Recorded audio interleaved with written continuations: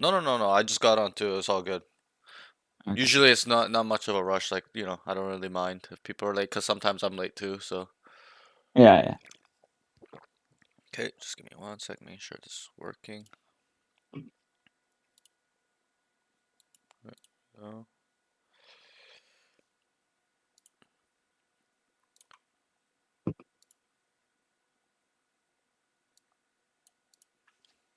Okay. Okay, so let's get started. I think you told me you watched the VODs before, right? Uh, a couple of them, Okay. and not like an entire one, Okay, like cool. Yeah, little yeah. Yeah, snippets. I'm just asking so to see whether or not you kind of know how it works. So if you've seen kind of how, a little bit here and there, then you probably know how it's gonna work. So, I'm gonna Hmm. watch you play. This is an assessment, so I'm gonna watch you play a ranked game. You're gonna just share your screen. I know you warmed up already, so you can just share your screen, queue up a ranked game, and then Oh, no, that's a lot of pressure. What if it's one of those ranked games where it just goes horribly wrong? no, it's fine. I tell my students I'd actually rather watch a game where you're, performing mediocre or below optimal, and Hmm. you're not. It's not just a 13-0 and it's a perfect game, because then I can't really see what's wrong with your game, right? Yeah, that's I, fair. I I really need to see you lose is the best type of data I get from my students. Hmm. So you're EU. Yes, sir. Okay, Yes, sir. nice, nice. I got a couple EU students already. Yeah, I watched the one with Simba last night. Nice, nice. Okay, Um, cool. Yeah. I didn't realize he was EU as well. I might have to Oh, so you shoot him a you do message. you know of him or No. I've never okay, heard of the okay, guy yeah, before. okay, cool. Yeah, so you guys are in the same bracket. You guys can kind of be like grinders, right? Play together. He's he's Oh, yeah. he's quite a good player. He's got good aim. I'm not gonna lie, I might dodge this one because Fracture, not a good map, Whatever. and I Yep. feel like we're Hundred just. I'm hundred gonna percent. have to off Sure. roll it if I lock Yep, it yep. in. So And yeah, that's one thing I was gonna say is just make sure you just play your main role, obviously, because if you don't play Sage or whatever, and you just play it, like I can't really help you there because you're not gonna play that, right? So yeah. play your main role, main agent, so I can really try to see. Okay. Yeah, I got you. I got So you. you're I so just tell me your peak rank. peak is MO1, Okay. like 40 RR, 30 RR, Okay. something That's like good. that. That's good. And what's your current And rank? Ascendant 2, right? Descendant Okay, 2, good. yeah. And I know I'm at the point though where I can definitely get higher than my peak. I just need Yep, to yep. put more time in. Exactly. It's a little bit of mixture of everything, right? Putting more hours in, trying to Yeah, actively improve, stuff like that. Working on your game, your aim daily. Maint 100%. main. The main thing I've been working on at the moment is there's a couple of players who aren't really that well known. I'll load up tracker and I'll show you what I'm talking about. Yep.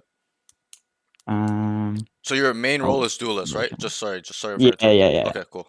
So I you're used to be a Yoru like one trick, okay. An Xter and 2.0. then pretty much yeah, and then I decided I want to play like the holy sort of trinity Yeah, like the of standard duelists, meta, like yeah, meta yeah, duelist. like Yeah, Jet Rays, yep, and then whoever else. yeah, This guy, for example, can you see my screen? yep. I can't see your screen. I can't see what you're showing me though. I Oh, only see my fault, your my fault. yeah. Yeah, No, you're good. You're good. I changed it. This guy, absolute monster, monster. I want to be like this His guy. name looks pretty familiar actually. Is he from NA? Yeah. No, he's EU. Oh, okay. His name looks quite familiar actually, but yeah. Mm. Wow. I mean, those sets are. I Like, mean, and the thing is, what like, the he hell? streams him playing like all day, and I just watch like all the time. And I've just trying to Damn. like because he's very I like mean, prior to trying to replicate him, I was yeah, very like like I would spray a lot. I'm trying to focus on that sort of like just having good gunfight hygiene. yeah. Good aim mechanics. Yeah, Yeah. So, we'll work at that. We'll work on those, like, at the end of the session or like, after your game. We'll go into custom and kind of see where you're going wrong with your aim mechanics, movement mechanics, whatever it may be. yeah, Um, so I'm gonna be writing all pros and cons. And I tell all my students. Well, for you. it's gonna be kind of in the same category as Simba because, you're not a bronze player, right? Most of my students are like plat, diamond below. You're probably the second Immortal guy. You're the first Immortal guy I coached on stream. I did one guy off stream Yeesh. in the beginning when I Mm, started. mm, So it's gonna be a little bit. If you've seen the VODs, it's gonna be a little bit different. If you saw yesterday's VODs with Simba, it's gonna be similar where I'm gonna write down all the rounds in order. Okay, mm. everything that went in the round, whether it's like whatever I say is good or bad, and then I'm gonna write general notes for you as well in Okay. the five categories, which is aim, movement slash positioning, utility usage, communication, and then game sense. Okay, Hmm. and then yeah, we'll just break it really really down thoroughly. There's probably a certain standard with you. It's the same thing I told Simba is like, you guys are Ascendant 2 players and you're a Mortal Peak. He wasn't, but Mm, you are. So, you understand a lot of the basic stuff, right? So you're more in the high intermediate, starting to get advanced mechanics and game sense, theory, stuff like that. So yeah. it's gonna be really fun because we can really more talk about the advanced stuff than me being like, oh, you need a peek a wall like this, right? Because our crosshair placement needs to go right. Like Yeah. I kind of have a overall kind of standard in my mind. Like okay, he's gonna kind of know how to do these things, right?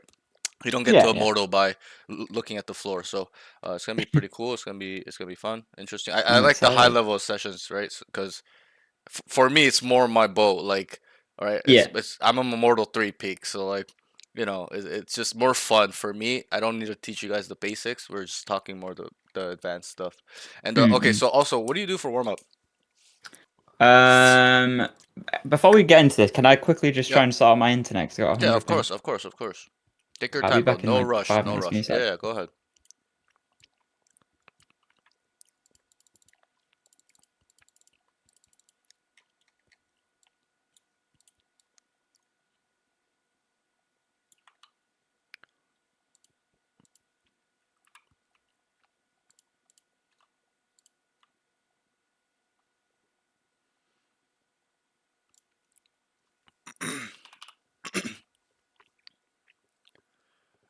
Reese N999. Thank you for the follow. We're about to start.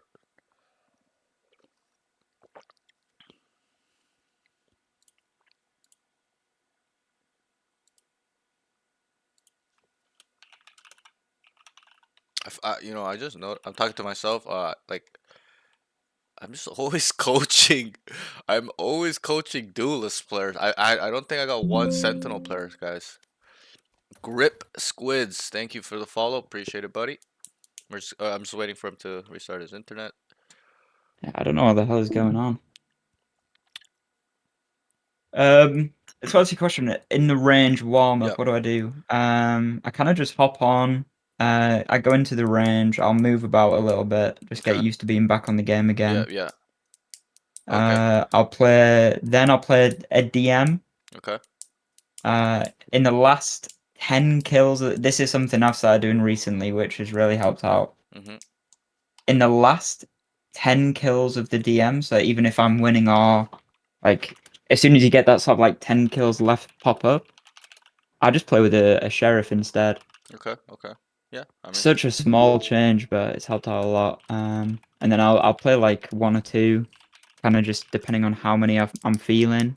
If I'm feeling warm after the first one, then I'll just hop straight in. Right. But that's Right. about it, really. Right. Right. So, we'll work at that at the end of the session. Once I kind of see your aim where it's at. If I feel like you don't need it, like what I'm gonna Mm, implement, then I won't give it to you, obviously. But if I feel like you need it, even though it may seem basic to you, right? You're an Ascendant 2, Immortal Peak, you're gonna be like, oh, this is such basic stuff. But something I explained to Simba too is the best players, whether it's traditional sports, esports, you can name any field, okay?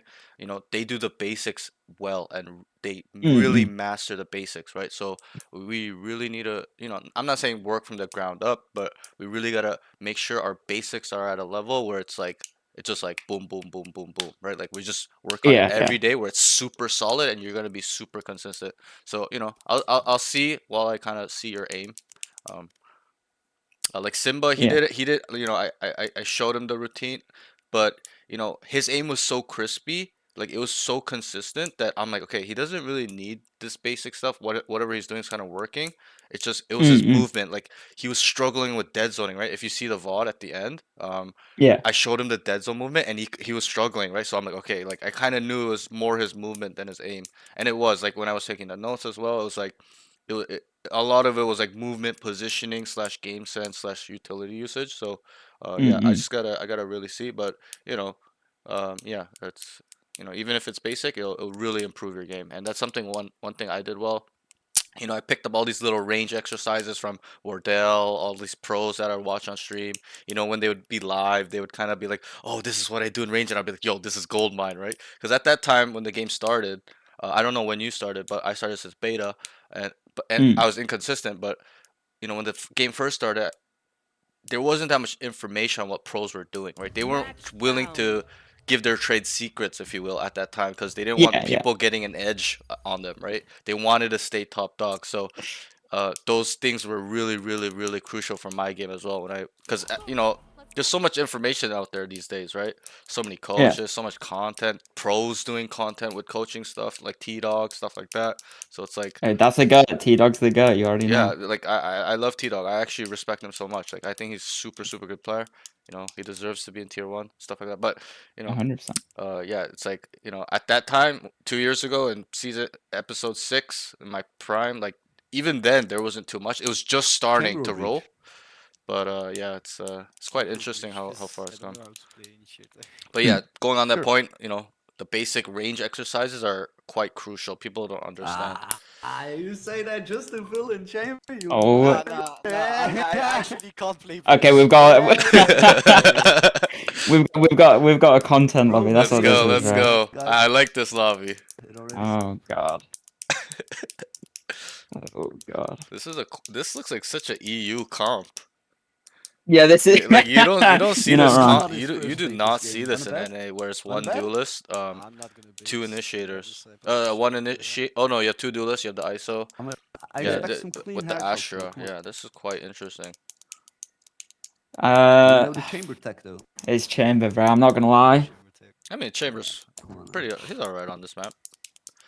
Yeah, I Give me mean, the chamber it's tech. fine, but it's just who it's in the hands of. Okay, okay, okay. That's Gotcha, fine. gotcha. All right. So one thing is, don't be nervous. Just pretend I'm not here. I'm not gonna talk to you while you play. Just for the first session, it's usually like that. I don't micromanage.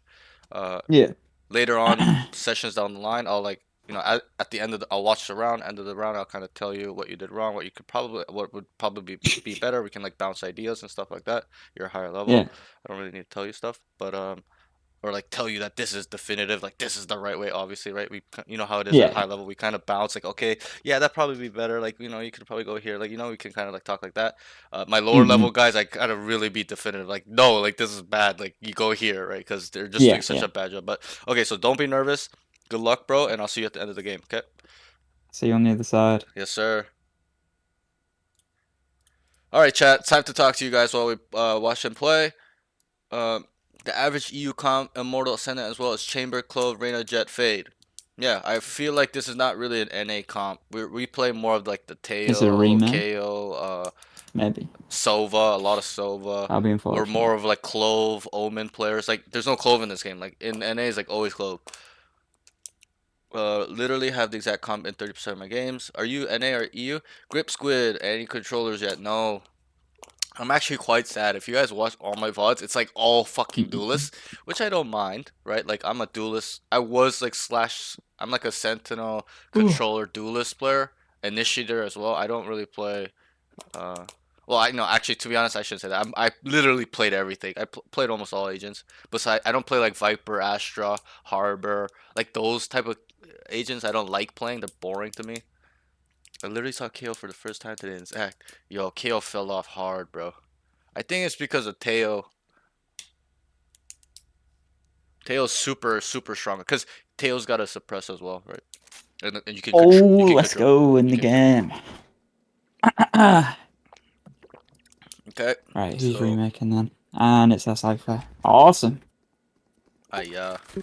That was I fun. think we should go B. Yeah, it's gonna It's a remake. Who Also, knows? it's Who a center of knows? the point that was like, yeah, True, exactly. true. You could just like shoot your knives, so many places on Ascent. I played KO a lot on Ascent actually, when I think about it. But I actually played KO for a while. Like I Whoa! played him I on. did not mean to. Oh, that's a bad luck. I don't Wow, know. that timing is unfortunate. Business. Yes, sir. That's me.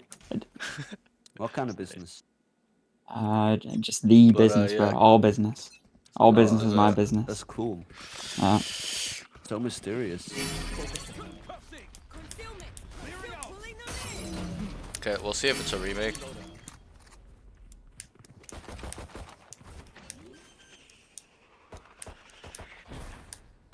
Probably gonna be a remake, I think. So we'll see. Yeah, flanked up. Ooh, What am I doing? What am I doing? what the hell? That guy's aim is crazy. Last player standing. Bro, that's cool. Wait, are they playing or what? I'm confused. Heads in my hands. Heads in my hands.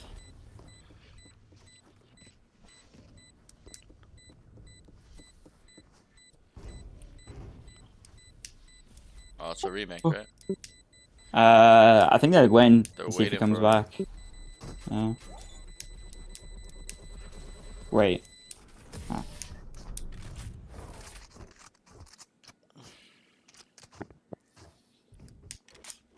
Yeah, unfortunate. Are they gonna remake Yeah, the all thing? good. Yeah, probably. Are you guys EU by the way? Easy Grip for Squids? first Are shot. you EU? Res 99? Are you EU? Oh. Thank God that I don't know what I was doing. I was botting that first round, I'll be honest. Sheesh. Yo, that shot was crazy on you. Now I'm just running around the site like a headless chicken. Did you see me? Yeah, What am I nice, doing? man. Oh, I should probably Hey, thank God. Get me in the queues again, though. coaching Immortal 1 Let's make this happen. peak. Alright, EU Duelist. On my stream information. Grip Squid, are you ending my brother? Like me. Or are you APAC?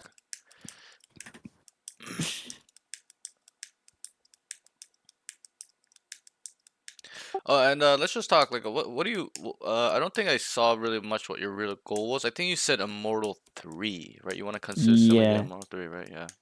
Yeah, Okay, so that's a good long goal. term, I want to eventually be a pro player, right? Okay, okay. That's the long term goal. Yeah, yeah. Short term, I want to be MO3 by the end of the year, Okay, okay. and then the next year, then I want to make the push for Radiant. Nice, nice. Okay. Really I lock mean, that in. I like your timelines. They're very. It's not like it's like you want to be Immortal 3 in 1 month, but Yeah, that's a lot of time. I definitely think you can get to Immortal 3 way before the end of the year for sure. hopefully. But I obviously I want to hit like. If I hit Immortal 3, I wouldn't consider myself an Immortal 3 player. Like, I want to be able, I Yeah, want to be yeah, able to for sure, for consistently sure. Yeah, yeah. perform in the lobbies and actually, like, be Right, able right, to say right. I belong there. Right.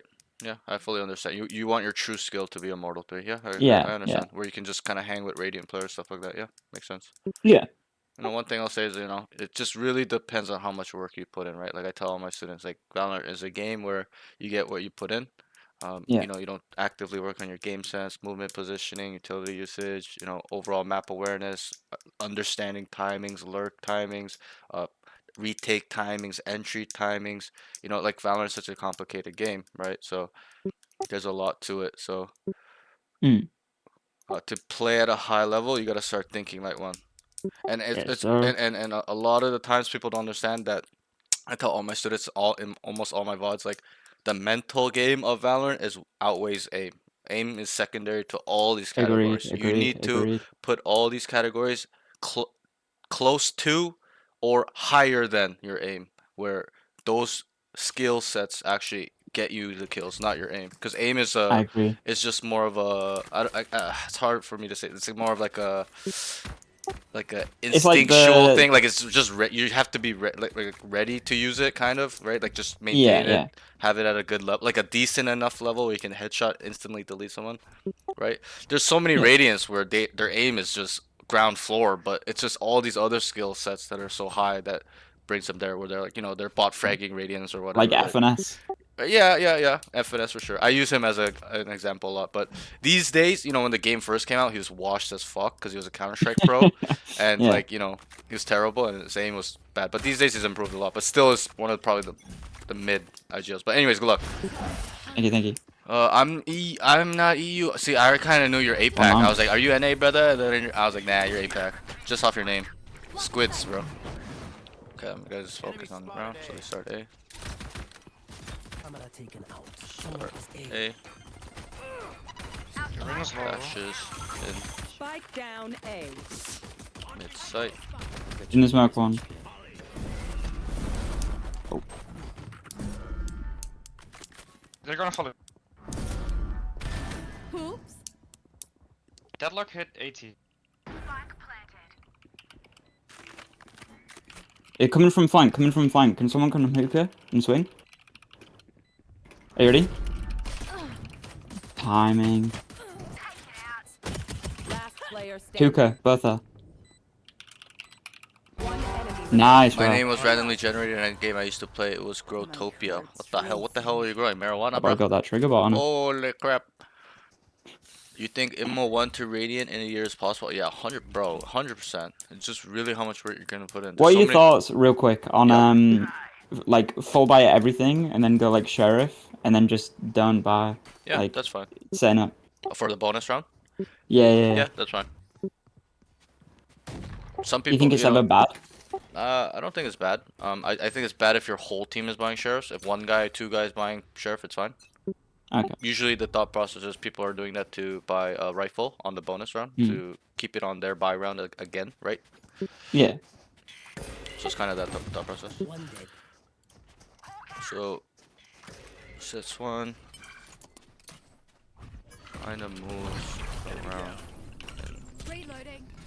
the end. Heal up, squad.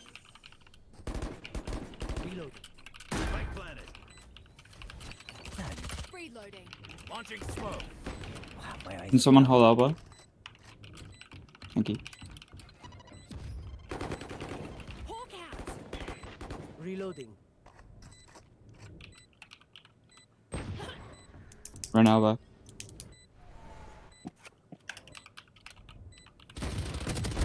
Yikes.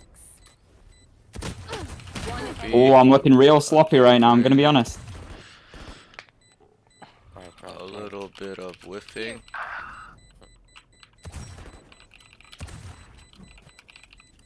Nothing crazy there in that round, you know. They're I think he should probably scale a little bit more. Could maybe scale a Oh, looking little real bit real stinky with the aim efficient. in terms of actually bad. And Gotta respect to that for someone who wants it. take space. I know sheriff as well. Gun here.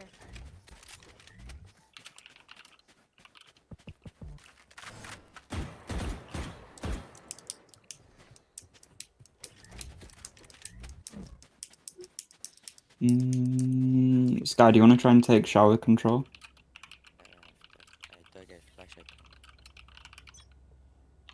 Straight to the point, that guy.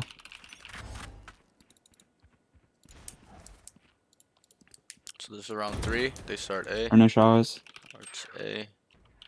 He starts shower side. Short.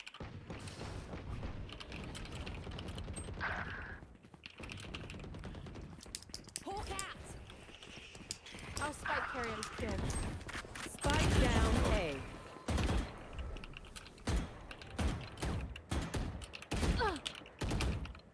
Last player. Dude! standing. Dude. It's all good. Flawless.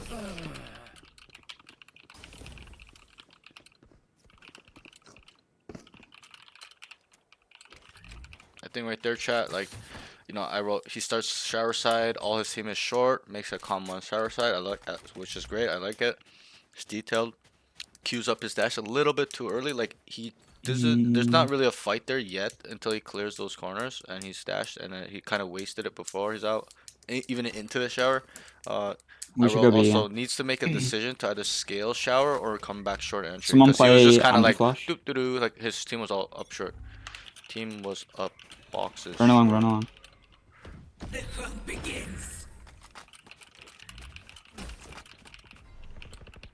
My left side. Smoke. Oh, one backside. 4 starts B.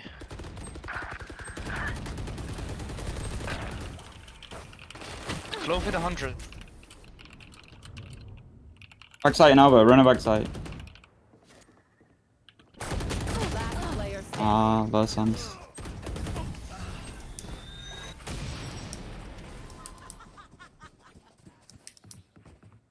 Wait, what up to this gun?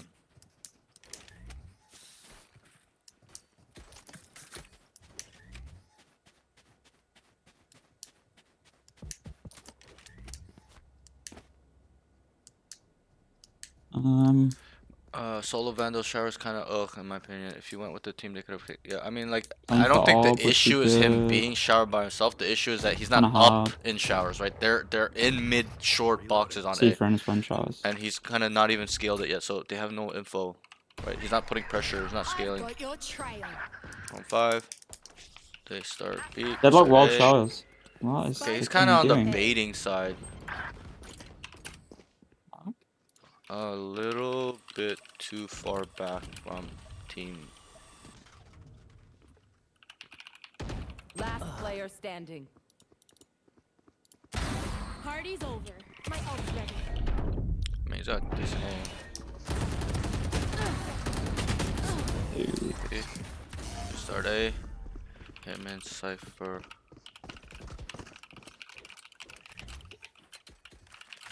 I can drop one and play knives.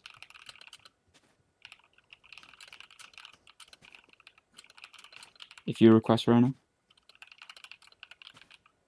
Okay, one thing I'll say is he's not communicating as like as a leader. Need a drop. Thank you. Need a drop. You drop me a shot. Thanks. Thank you for that.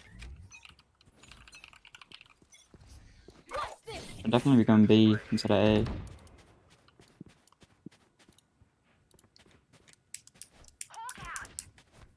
Ren is long, could have an R. I didn't see.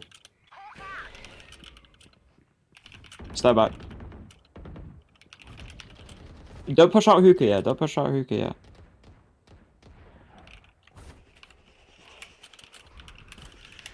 I wasted my dash. I'll smoke. 100.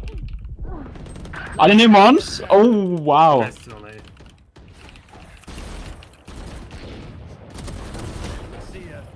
I'm in a real good game here. Nice try.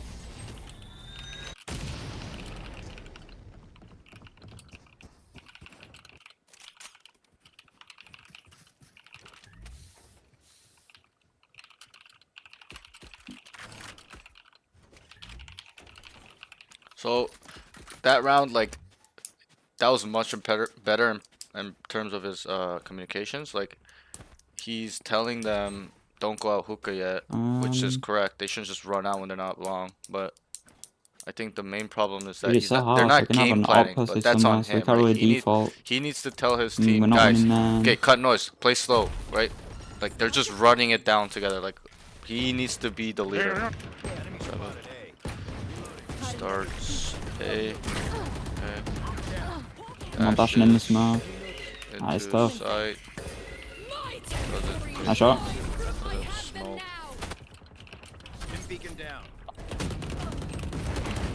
What is this game? What is going on? Strike down A. Your Reyna I has think he needs to call them I think so. tenter when he's fine with it. If he told him to play Close out, slow. close I out. mean, the problem is that he's not saying anything at all. Like, he's just following. He's being a That's not follower. triple. I lied. I'm gonna write following team and not leading them. Like, he's just wherever they want to go, he's going there. He needs to Know this. actively use his brain, guys. Okay, they like to play here. Reyna likes to play here. This and that. Oh, so. No, no, no, no, no. No, just play for top. Pixel Princess 0139. Thank you. How are you? What's up, bro? Wait, are you a boy or a girl? Cause I don't know. Like, you call me bro, but you're a Pixel Princess. So. But yeah, it's like that round is kind of unfortunate. Can we try if we all go B long, and then Finally. instead of smoking elbow, just smoke CT and hookah? Yeah. I mean, I can smoke all three if you want. But Yeah, sure, sure.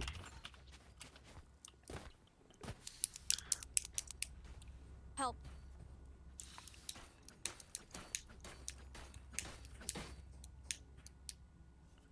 You know, he finally made a pre-round call. Right, like it's 8 rounds in and he's finally starting to IGL. Careful, Like Reyna he should have been flash. doing that Careful up as well. round 1. Right. Yeah, Sky and Reyna here.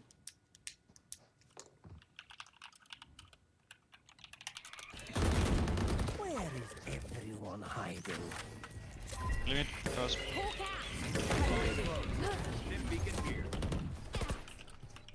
Team map.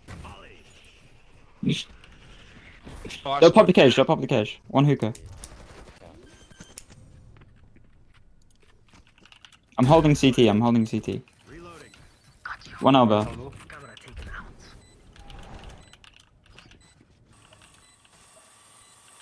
I don't want to be here. Tripwire destroyed. Not the best. One Elbow. enemy remaining. Nice. Dopey, dopey, dopey. Reloading.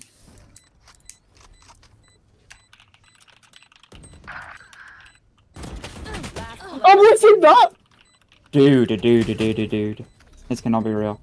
Open up the sky. And we have to use breach ult too. Oh, that is tough. Not looking too hot.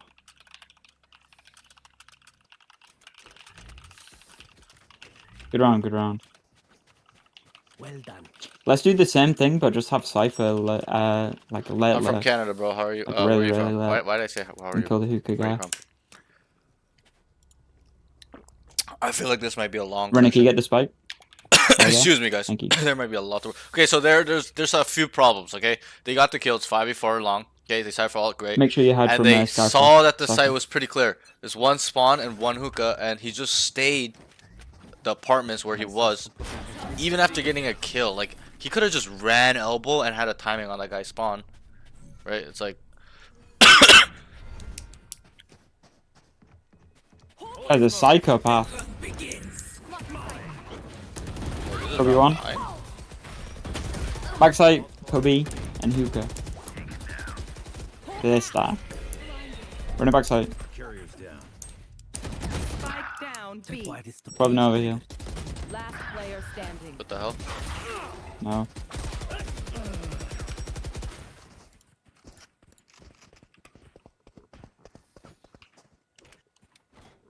Alright, what's the Wait, what happened win to my- con this game? 9. Yeah, that was round 9. What the hell happened? Why did everyone round? That's so weird. Probably getting an off online. Oh. On defense. I think I skipped the round. Let's just play default. They're not opping, so they can't really punish us too heavily Wait, for it. fuck. So just this is default round play 10, right? picks. What happened to my Get in nose? first. Let's try and get shower control.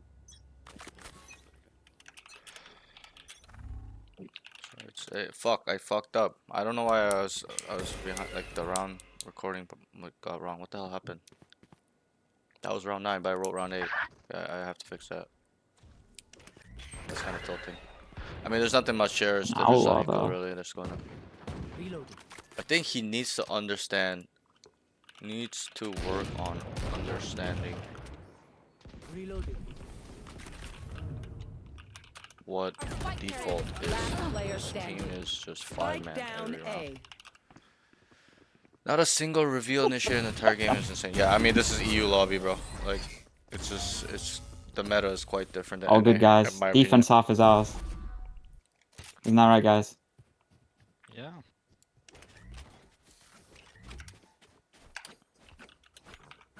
I don't know what the fuck happened. I'm tilting. I missed a round somewhere.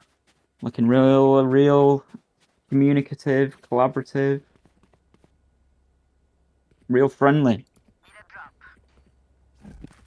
I'm actually kind of tilted. I missed a round somewhere. 1, 2. Yeah, I don't even know the players here.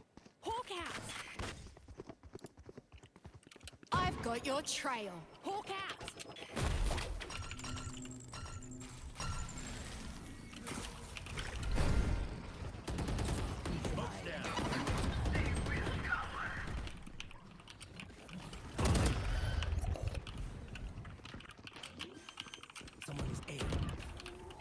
your fun. Spike plant. My turn.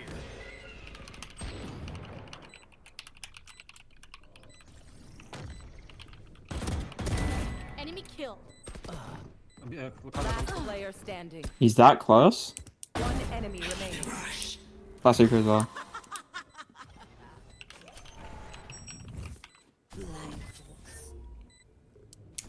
He's half that. Or not? He's on. He's on. He's on. Oh, that's what happened. Nice. Oh, okay. Last round in the half. I thought he was gonna do the I tap. wrote round 8 twice. Oh my god, I'm retarded. I think that's what happened. Let's do the same again. That was really good. Okay, I don't know what the fuck happened actually. Fuck. This is the first time I've ever done this mistake since I coached. It's gonna be kind of bad. Please don't mad. Scout destroyed. Launching smoke.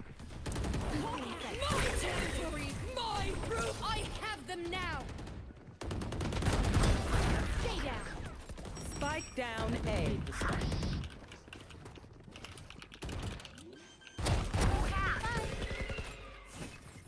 Planted the spike. They're on to So One 1, remaining. 2, 3, 4, 5, 6, 7. Reloading. Wait, this is 8. 8, 9, 10, 11, 12. Okay, I got it, guys. I got it. Woo! Harder. Okay, that's what happened. I wrote round 8 twice. So when I was looking at the list, I'm like, what Good the hell? job, good And job. then I was getting confused. Actually and good. then okay.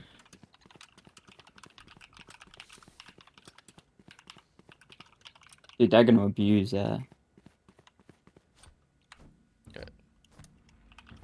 Okay, so okay, my notes on round 9, 10 are not existent because I was getting distracted with these notes, and then 11, 12 are alright. So they're attacking first. So, right, defense. Gonna play non-committal towards showers. Starts A. Yeah. That's where I'm at right now.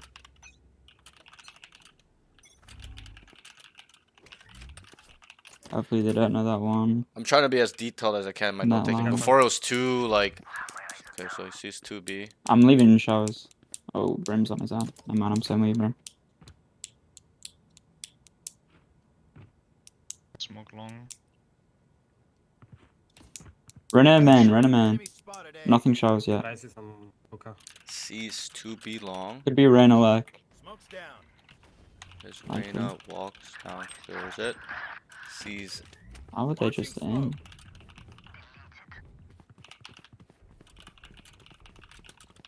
Cypher, do you hit more or no? This must be.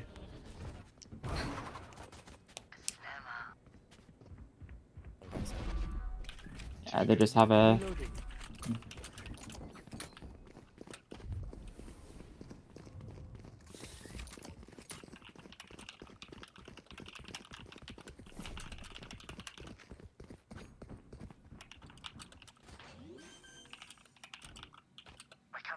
Break this one, this one. Nice. Break this one.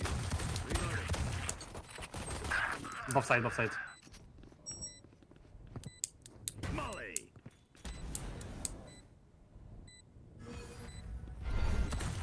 On top of the boxes, man. On top of the boxes, man.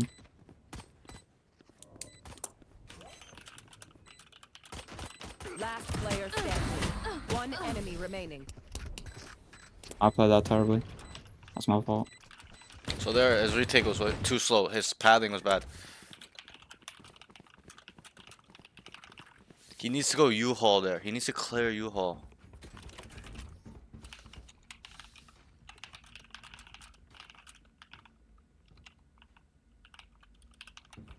Brim, can you boost me on top of this box? Brim, someone. I see that. What? I see that. It's all good. This is round 14. Short. Starting shower. Okay. 4 stack. Falling. Shower.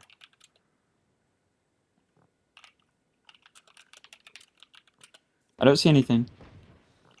Keep in mind, I'm not man, but nothing outside showers. KB, KB.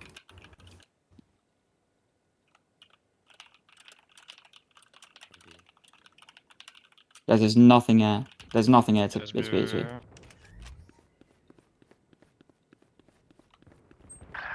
We go for one. Top side. Spike down B.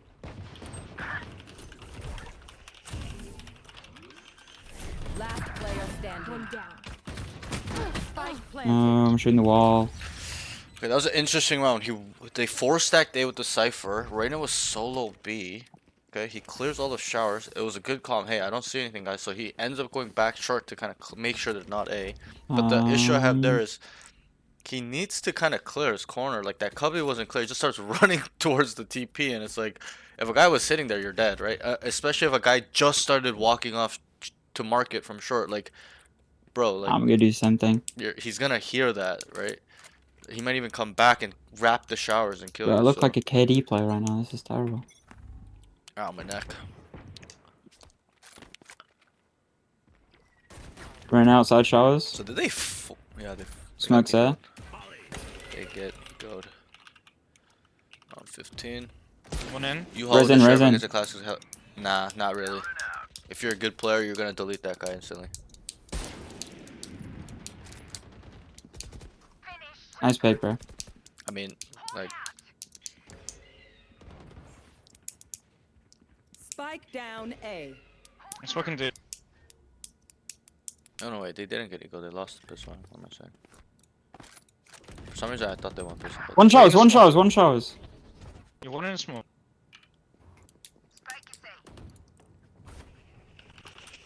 One more showers, one more showers. Could have gone back. Didn't see.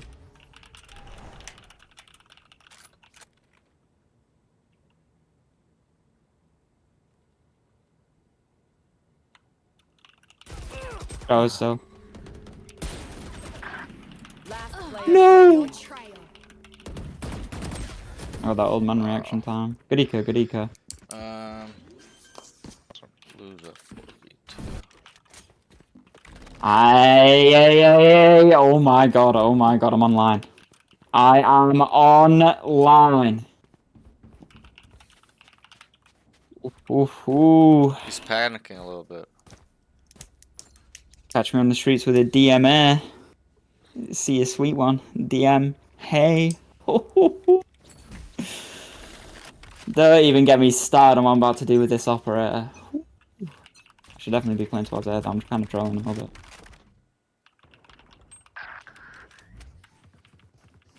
I'm frowning. I'm just frowning. I even called it too. I even said. And they just have to sigh, and I'm gonna lose the awe. Heads in my hands, tears in my eyes, just heart full of regret. Okay, thank God. Reloading.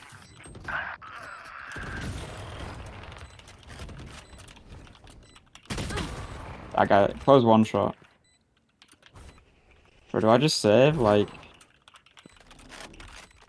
not gonna lie, I kinda wanna save. Oh, that's okay with you.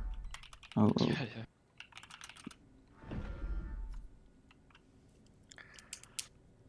Like this, I don't know. The enemy seems kind of sketchy. It seems like they're. Why is that guy so egotistical? They kind of know where he is. It's kind of crazy. Sure, that guy's a happy, Last player standing. happy chap. I think he's gonna die. Oh, I'm so dead. Please. Oh my god, oh my god, oh my god. Okay, the gamble, the gamble. A again? Or B?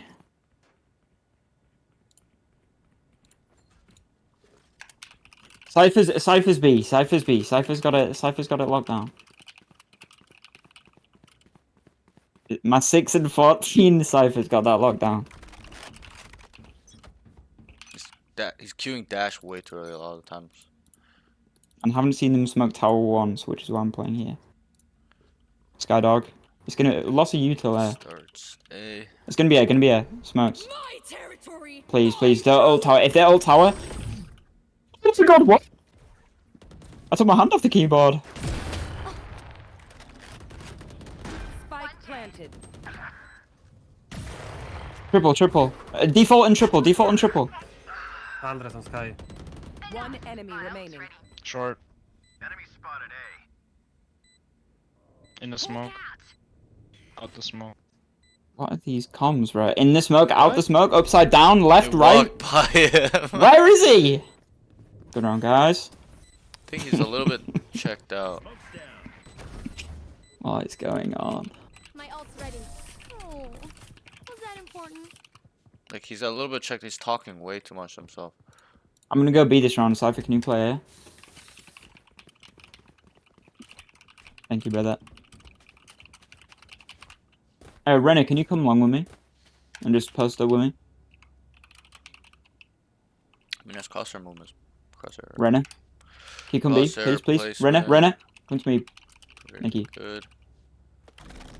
Or you just play Garden with me. And then if they come out hookah, we can fight together.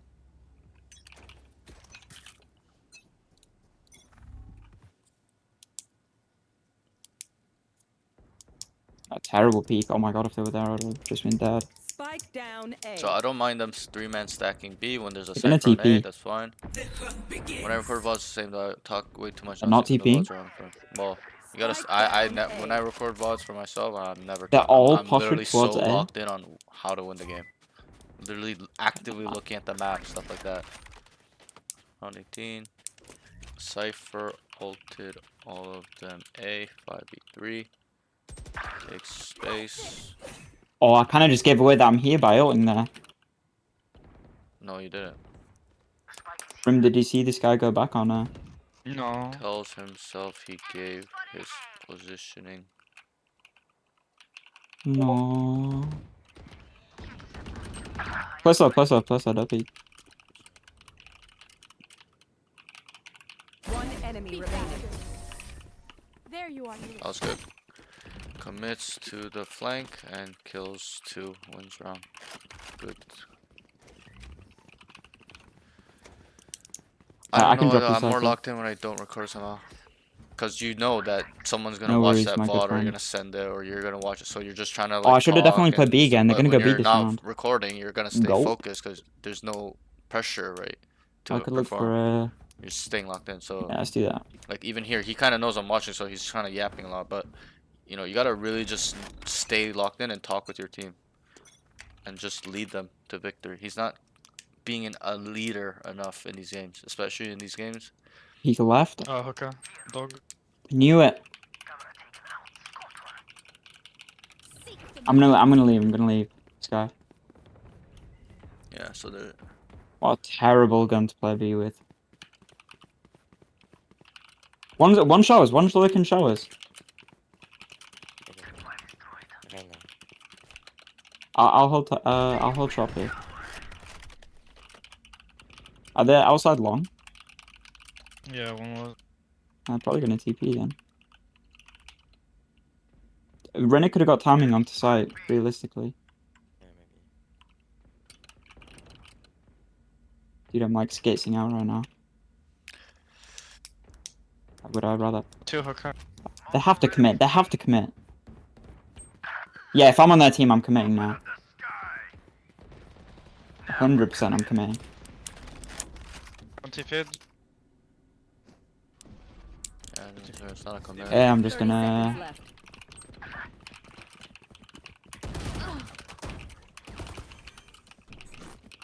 The lurk of doom that guy just hit. The lurk of doom.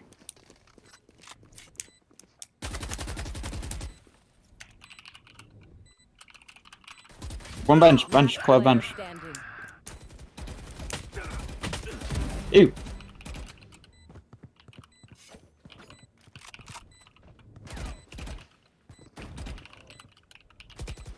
Come on, brother. Nice try. Let's push something. Match point.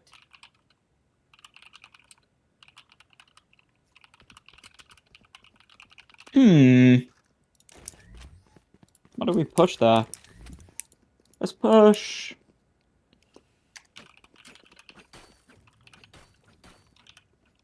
I mean, his Let's game push long. sense needs a B long. lot of work, okay? Guys, like that round, their intention wasn't to come out. They weren't really in front hookah, right? And he knew one could be short timing, and there was. He needs to just stop running around. I've got your That's a trail. pump. That is a pump if I've ever seen one. I'm good TP actually. Ooh.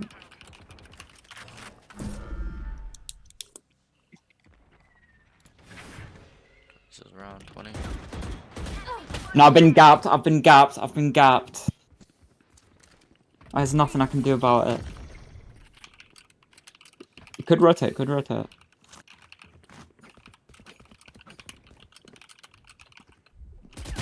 Run short. That guy is just different. Last Nice bait. player standing. Nice wraps. Nice bait. Simba, his current rank, he's ascended too. He's same as you, Simba. Spike planted. And he's Immortal 1 peak Nice though, try, guys. 40 aura. GG's. Win. GG's. Oh, All nice good, all heartbreaker. good. We got a lot to go through, okay? But I sucked cheeks that game. It's all good, all good. You know, happens. You know, it's obviously I'm only watching you play one game, right? Yeah. But you know, in the macro lens, I can kind of see where your weaknesses are. Okay, that's why I always you know, want my students to lose slash not it being an easy game. You can Yeah. stop screaming. Wait, actually, you're EU. We might actually be able to get in a custom together. We can try it. Just PM me your name so I can add you. I got you, brother. This is my alt. My main was banned for a year, so Ooh, yeah, it has what all my. happened there? I used to be really toxic. Not anymore. You know, I kind of grew up. I get it. I get You know, it. I was, Yeah. you No, know, I had the exact same and thing. you know, it kind of comes with like trying to be like in your mind wanting to be pro and like trying to get radiant. It's like you care so much about ranked, like you get like really like you know when people Yeah, make it's the mistakes. passion. The passion. Exactly, you're just like fuck these idiots. My team's so shit, and then it just kind of snowballs like that. But it's that's a bad thing to do. But that's when you Yeah. just care too much about your rank, right? At that time, I cared so much about my rank. But Yeah. these days I don't so much. But anyways, let's get in a custom if we can. I'm pretty sure we can because you're EU. I Yeah. couldn't get in a custom with some of my Australian students for some reason. It's kind of quite weird. Let me just log in. Mm, Give me a sec. But yeah, so there's a chilling, lot chilling. to unpack. Okay, I'm just gonna briefly go over your general notes, and then we can review it again at the end. Just kind of Yeah. it's like a little summary. I'll add a little bit more as we go through as well. I didn't fully kind of put all of it, but there's a gist of kind of what you can get. Okay, so Mm, your comms, there's not much. This is cons section, but it's comms. But these are quite important. It's not a lot of weaknesses, but they're important. Okay, like I wrote, you need to be a leader. Okay, in your games. yeah. Like you're not really leading them. It's not that you're uncertain. It's just you're not being assertive slash trying to at least be a leader and lead them to victory. Let me just add you. Give me 1 second. Yeah. There's a couple of maps where like I'm really confident like IGLing, or Yep. if I can get like more of a grip on how like the enemy team plays, then Yep. I definitely can. But that was Yep. just Yep. one of the games where I Sure. just Sure. You could felt have like been I couldn't really get nervous or anything whatnot, going. but you know, Yeah. it's still like we gotta actively work on it. Even if you do Yeah. IGL sometimes, it should be every game. Like you should be like Yeah. the IGL every game. Especially, I told Simba yesterday too. It's like, uh, there's a not a threshold, but a period within the ranks where the low ranks you need to IGL, like iron to gold, plat. You really need to IGL, and then like diamond, ascendant, it like maybe falls off where you don't need to IGL as well. But once you hit immortal, that's where it comes back again. Where you okay, maybe not up to plat, like iron to gold, or even maybe silver. You IGL there. Okay, maybe Mm. gold, plat, diamond, ascendant. A little bit different story. Wait, I can't even see you. Really? I can see Yeah. you. Okay, can you invite me? I can't. Yeah, It I can doesn't. try. That's so weird. Oh, there we I go. should. There we go. Oh, I it see says you. unable to invite. What the hell? Okay, that's fine. I'll just share my. That's Yeah, kind of unfortunate, but you can just watch I'll my get. POV. But yeah. So as I was saying, it's like you know, we once you start hitting that higher level again, which is or not higher, well, you know, like immortal one. High Yeah. ascendant, that's when we gotta start implementing again. I'm not just saying forget about it and don't do it, but we need to really actively become a leader. Okay, that's really how you become a Radiant, Immortal 3, super solid, consistent, true Immortal skill, or whatever you may say, true Immortal 3 skill. Okay, you really, really, really need to incorporate this in your game. And obviously some people have trouble with that, right? It's a little bit uncomfortable, stuff like that. Let's go. But Yeah. to really improve in this game, and you probably know that for you to get to Ascendant 2 or even Immortal 140 RR, you probably had to get out your comfort zone in terms of whatever aim training, whatever it may be, different way of thinking, right? Because you did something right to get there. It's not like you got lucky, okay? So Yeah. you right, because most, some of my students are stuck in silver for 3 years, right? Think you They're can doing keep up? something completely wrong. Who am So I kidding? we gotta You know you can't keep up. implement that in our game. I also wrote in your comp section, IGL his team to victory and then be assertive, so it kind of ties in that. And I also wrote, is a little checked out during rounds. Need to stay focused. I don't know if whether that's because you're doing a session with me, like I'm watching you, I'm streaming, stuff like that. Like you're talking a little bit too much to yourself. Okay, like almost every round, mid round, you whiff a shot, you're like, oh my god, this and that. Like I'm not Yeah. saying that I don't care. I'm just saying like you should care, but don't care during the round. Stay really, really locked in. Okay, and Yeah. Yeah. it'll be down in the round specific section. My For ult's now, ready. I'm just going through the generalities. We'll just go through that really quick, and then we'll touch back on it after we go all through the round specific rounds. And the round specific rounds are super specific. I actually improved my note taking from yesterday, so they're gonna be way more specific than Simba's. Okay. So yeah, that's that. Like, stop being checked out, right? Like even here when you had the op, you got a good kill, and then the deadlock ulted. You're like, oh my god, you're like talking and stuff. Like just get ready to re-peak or stuff like that. Yeah. I'm not saying that's a bad thing, but it will really hold you back because think about the other players. They're probably not doing that to themselves. They're super locked in, communicating with their team, really analyzing the map, the board as in the mini map. They're trying to feed each other info. They're trying to gain info, right? They're trying to make sure their mechanics are solid. Sorry, 1 second, my phone. You chilling? And things like that, okay? So again, just stay super, super locked in. I know I'm watching you, you're on stream and stuff, but like you telling yourself that you whiffed or you played it bad like during the round is not productive. You might as well just, I would recommend you do it at the end because then you can see the whole picture. But you're in like 30 mid seconds fight left. or something, you're just like, oh my god, this and that. This like you kind of get what I mean. Like you gotta just really dial the hell in, right? Because the other players aren't doing that mid round. They're actively talking to each other, stuff like that.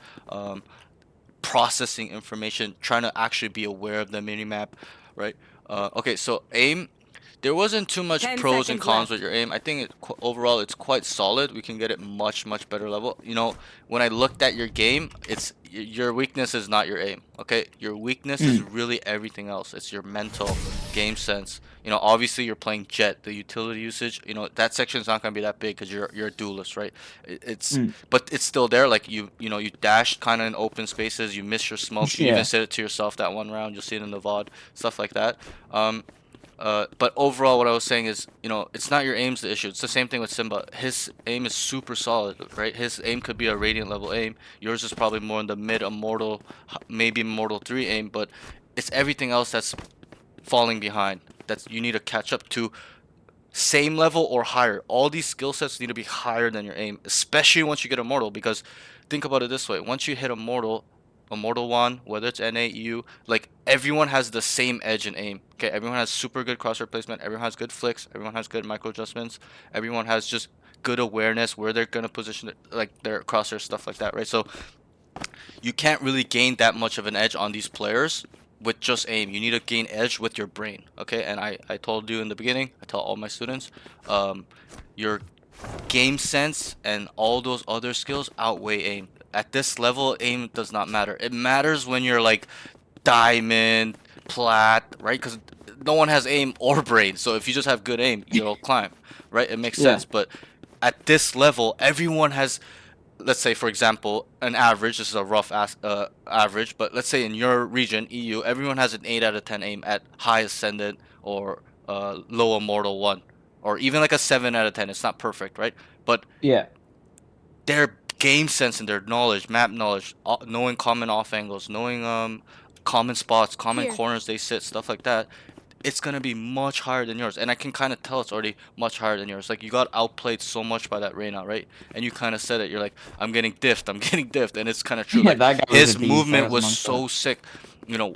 His padding was so crispy. Like when I watch him play, I'm like, sheesh. Like he's really outplaying you. He's working you. Yeah, yeah. That's what we call it. And he was working you like a dog, right? Like so. We gotta really work on these things, and we will. You know, it comes with time. It doesn't come over time. But the first step is identifying that you don't have an aim issue, which is holding you back. It's everything else. Okay, so that's the first step. We'll kind of get there. I'm just yapping a little bit. Sorry, just so I can kind of clearly explain it to you. But so Mm. your aim is not the issue, okay? But one thing I noticed is you're just whiffing too much. Obviously, it's your first game of the day. You're cold, stuff like that. You're nervous, maybe, but you're not your whole overall shooting is whiffing. It's just more your like first three, four bullets sometimes, right? It's Mm. inconsistent, okay? There are times you headshot them, obviously, but it's just a little bit on the inconsistent side. Obviously, you probably don't put much of time in. You don't have a proper training routine, as in like aim labs, callbacks, stuff like that, which we will implement as well. But yeah. I So uh, yeah, go ahead. I've literally just like not yesterday, but the day before, Mhm. I got a new mouse pad and Right, I right. swapped from high sense to low Right, sense. I'm right. And still you know, those getting are used to everything. those all play factors, but you know, that kind of comes into optimization. We got to make sure our settings are optimized, because if you're not optimized, you're not going to climb as well. You got to make sure you're Yeah. sitting properly, your desk is at a proper level, you know, your posture is good, your keyboard is on a good angle where, you know, it's comfortable, it's not hurting your elbow, stuff like that. You know, you're you're doing 180s properly with your sense, right? Where you got to make a full Mm. swipe, it's 180 both ways, right? Stuff like that. Well, I'm a little bit sitting on my edge, but you kind of get what I mean, right? It's got Yeah. to be stuff like that. So, um, yeah, you know, that will play a factor as well. So we kind of have to, you know, that'll go into really optimizing your settings, but that's a little bit less of an important role than, because the way I look at it is it's not your sense that makes a player, right? A pro is not a player because they have a certain sense. It's the player. Okay, that player like Mm. Tens. If you watch Tens play back in the day, he could play on a high sense or a low sense, and he still aims the same way, right? Obviously, you know, there's something there where if you switch it, it's gonna affect your aim. You're gonna fall off. But he's that good, right? Like he's practiced his aim that much where it doesn't matter what sense he is, and I believe that Mm. too, because I felt that too, where it doesn't matter what sense I use, I'm still the same person, right? You got to have that type of mentality where, because a lot Mm. of the times optimization is mental, okay, where it feels off, but you know what I mean. But if you just kind of pull through it, it's normal again, right? A lot of it's Mhm. mental, okay. Okay, so moving on to movement positioning. uh I these are general notes. A little bit too far back from team positioning on attacking rounds. You were, you know, the Mm. first two rounds you did well. You know, in the first two rounds, I like that you're taking initiative, going in first.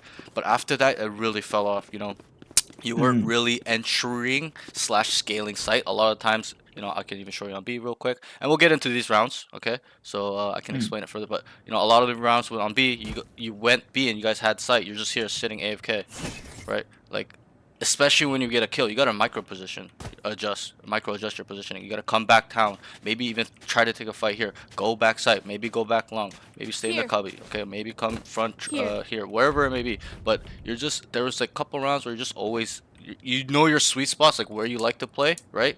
But you just stay Mm. there, especially when you get a kill. We have to think about it like this: when you get a kill, what is the enemy telling them? His team, the Oh, he's guy, there. exactly. So they automatically will clear you here. Clear you here. Sorry. So you need to micro adjust your positioning where he's telling his team, "Yo, guys, top apartment," and you just move here, and he's just running out looking here, and you just kill him, right? So it's a little bit of that. We'll get into that more in detail later down the line. Uh, I wrote, you know, following team and not leading them. That kind of goes in with staying too far back, really not being a leader, not entering, not quite understanding sections of the site, learning entry angles, as in, you know, when we come here, you know, we're obviously going to clear here, we come wide, we hold this, hold hubby, and then we start slicing the pie, looking, right? Like, you weren't really actively doing that as well too much. Like, you do it, but it's not as consistent as I want it to be. It's not at an Immortal 3 level. It's, you know, it's probably at best high ascendant level, okay? Mm. Um, the next thing is needs to anticipate lurks, rotations, and fakes. Okay, this kind of ties in with your not only, I explain to all my students, okay, even though it's sectioned off, right? Some of these general notes can go into almost all of these skill sets, okay? Like this note example, needs to anticipate lurks, rotation, and fakes.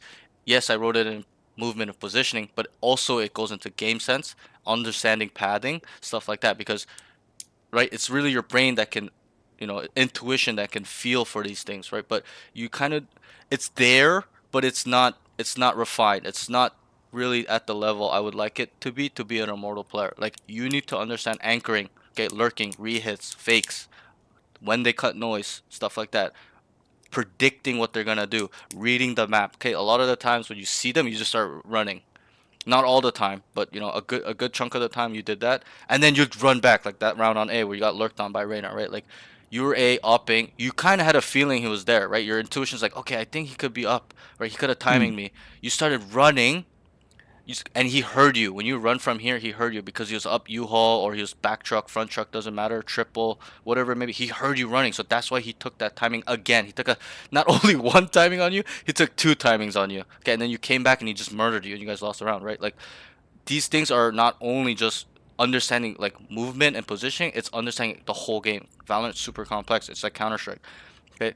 You need to understand all these things. Lurk timings. Okay, I saw him short. If I leave and come back, there's a good chance he could have walked up, especially if we don't see him on B anymore or he rotate over there, stuff like that. Okay? We'll get into that a little bit more. It's just a Mm. general note. The next thing is can utilize shift walking more. Like you're running a lot. You especially on defense, you never really want to run around a lot when you it might not be so much on EU, but NA servers, even in the mid low ascendant, like people are really really good, right? The server is not as diluted as EU, right? Think about how many people are in EU, right? So the average is much different where a low ascendant in my opinion or mid ascendant is like high ascendant, low immortal in EU. Okay, that's just my opinion. Everyone has their own Mm. opinion, but it's just the way I've been playing games competitively for 20 years. Okay, and I understand that EU server has always been diluted. Any game you play, there's always more players in EU. It's just a bigger continent, more countries, stuff, bigger melting point, stuff like that. So it's diluted. The average is much low. Like whether it's like is it higher? It's just where there's so much more people that it's just bigger, like the ranges of skill is bigger, so like there's gonna be more bad players, right, versus NA, just in terms of population, right? so Mm. so in my opinion, that's why NA server has always been much stronger, even if they're a little bit lower rank. I do believe that EU, they incorporate more, they're more about team play. NA is more about individuality. That's one thing EU's always been super good at is team play. They're super good at team play. It doesn't matter if it's five dog shit players. Like against five dog shit NA players, the EU team is probably gonna win because their team play is much more coordinated. They play together, stuff like that. NA is Mm. more like flashy. They want to go in solo, kill five people, right? Stuff like that. It's been like that from the beginning of time. Any game I played, StarCraft, Dota 2, Counter Strike, stuff like that. So there's that. Okay, you need to kind of shift walk more. Okay, especially on defense. Kind of going. I lost track, but coming to this point, it's like, especially when you're on defense, you never ever want to give sound cues because what are sound cues to the attacker? And that's a question. Information. Exactly. See, you already got it. Boom. We know. Okay, we're working on our brain. It's information. So when you start running off, because at the higher levels, maybe not in your levels, but the higher levels, Immortal 3, low radiant, mid Immortal 2, stuff like that. They're not gonna be five stacked on B when they start working B. Okay, there's gonna be one guy short, even maybe one, like they're gonna default, right? Or it's like a working B slash type default play where there's 3B. They're holding these points where people are gonna walk out and they're gonna kill them, stuff like that, right? So you never ever really want to. I'm not saying don't do it. Obviously, there are times you can run off too, but majority of your rounds, you're just running all. It's like default, right? Like even here, for example, if I were to kind of peek this, it's clear, and I don't know whether someone's there or not, I wouldn't just start running away like this. Mm. Unless they're out. There's 3, 4 people and my team's dying and or whatever it may be. But in this situation, you just jump peek and you just start walking up. You hold this, right? Because it's information, right? And then you can just like whatever. But you're running a lot, and we'll go through the rounds. But yeah, that's that. Uh, Utility usage, obviously, I told you, you're playing Jet. It's not really too much, but there are some weaknesses here. Okay, needs to use better smokes on entry and even defense. On defense, you never really use your smokes. You can use smokes to get away, cover certain points of attack, gain ground, take space, right? Where there's hard angle, like a left and right corner, you smoke one side, you clear that right side, come back to the left side, stuff like that. And I also wrote, and you said it in to yourself a lot. You're like, man, I wasted my dash. You're queuing your dash way too early. Like on defense, not so much, but on attack, like it's like gone before you guys are really doing anything, right? Like I explained to Simba yesterday, is like your dash is almost your best piece of utility. Not even your knives, okay? Because knives is like whatever. But this movement ability has been nerfed. I don't know if you know, but this movement ability has been nerfed at least 5 times in the Yeah. time it's been out, and that shows that it's that broken because she was really the first, with Raze, but she was like really the first agent that can close gaps. It was super busted, okay, and it's still broken even though they nerfed it 5 times, okay. Why? Is because she can get away, she can close distance, she can chase people, right? It's such a good, it's quick, it's fast. Obviously the queuing part is much slower now, but back then it was no queuing. You could instantly dash. You just hold your key and press it, and you instantly dash. But my point is that you need to kind of actively think about these things, like on attack. And we'll go through it. I wrote it in the rounds, so I won't get too deep into it right now. But yeah. Okay, so the last part for cons will be game sense, okay? In my opinion, I actually think your game sense is probably your weakest point, and overall movement positioning might be following that, okay? I think your aim, utility usage, and comms are probably your top 3, even though your comms are quite weak. So it'll be like aim, utility usage, comms, and then it'll be movement, positioning, and then game sense, okay? But what we have to understand here is movement and positioning really ties in with our game sense, okay? Because your brain tells you where you need to go, where you're anticipating, understanding pathings, how they like to lurk up here, how they like to take B, how they like to clear this corner, stuff like that, off angle, stuff like that, is they really tie into each other. Where if I can kind of understand that they're starting B, but I know they're not going to come in, I just know to sit here and anchor, okay? I can even play up here. I play here up here a lot, right? People don't clear this corner, so they'll start walking up through shower, so I never look shower way. Like, if I had my gun, I look like this because they start walking up, right? And I would hold this first. I wouldn't just hold this because I'm gonna get peeked from this guy, so I always hold this angle, right? Stuff like that. Like your game sense kind of, pushes where you need to be in movement in terms of even intuition, right? Like this part, you kind of knew he was there, but your game sense was lacking where you started running off and then you had to come back and he killed you, right?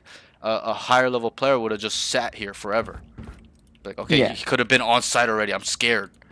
My feelings are that he's there. My intuition's telling me that he's already up already, right? He understands that because you guys saw him short, and he was lurking a lot, right? A lot of this game is understanding patterns, tendencies, picking up on what people like to do, because then you can automatically play accordingly to, right? Like if a guy's lurking 7 rounds in a row down short, A short, like what are you gonna do? And let's say you're kind of forced to play 2 on side on A, so you're kind of solo holding short. Like, are you gonna just run away if you see 3B? No, you're gonna just sit there and kind of like wait for him to walk up and you're gonna kill him, right? Because you're like, okay, I can get a free kill, right? So a lot of this game, and that ties with your game sense, understanding the game. That's more of an advanced thing, like understanding how people play, what they like to do, where they like to go, overall macro and micro, as in the individual, the agent or the player, and the team, how the team likes to function. Oh my god, this team likes, there are some games where you play there where they just probably run it down on you, right? And there's some teams where they play super retarded, like annoyingly, where they're like start A, they show 5 and they cut noise and they start going B. You guys rotate B because you think they rotated to hit B, and then they come back A. Like, you know what I mean? Like there are some teams that you play like that on rank, right? Where they play super, like, I don't know what the word is, but like annoying, right? You're just like, oh my god, what are these guys doing, right? And you see that a lot in my games too. And there are times where obviously there are teams, so you gotta kind of understand this way of thinking, and how like tendencies and patterns actually affect the game, okay? Obviously it's ranks, it's not pro play, but still they really matter. Okay, so that's it for cons. Let's just go through your pros. So, overall, I think your comms are quite detailed and specific. They can be in a position to be high level. I don't think they're high level yet, in terms of you're not leading them, you're not an IGL, you're not directing them, you're not game planning enough as well. I wrote that, but we'll go into that in the round specific. You're not game planning. It was, you'll see it on the VOD. it took you 8 rounds to start game planning pre-round. Before that 8 round, you did not do anything. You literally, your team would walk A pre-round as 4, and you just follow them behind, and then they would go down A, run down, bum rush it, and you'd be behind them. Like, make a plan, right? If you're gonna start A, be like, hey, can 2 of you guys go showers and hold it? Or, okay, we're gonna start 3A short, guys. We're gonna clear this corner. Okay, can you smoke heaven Here. and then triple? Okay, we're gonna get, like, you gotta lead them by example, right? You're just a little bit of a follower in terms of that aspect of your game. Yeah. You know, which isn't too bad. It's not bad, but you need to adopt being a leader, especially if you want to climb. Okay, all the pros. They climbed to Radiant because they were a leader. They IGL their games because they understand they're the best player in the lobby, right? Why would the best player in the lobby not direct people what to do? You know, not force them or talk down on them or talk shit to them, but they would be like, hey, can you come with us here? Or like, hey, can you go B? Stuff like that, right? Can you gain information for us, right? You need to be a leader. Overall, I wrote, you know, your crosshair placement is pretty solid overall, but it's just your inconsistency with aim is what's downplaying that, as in you're not getting kills as effectively / fast enough.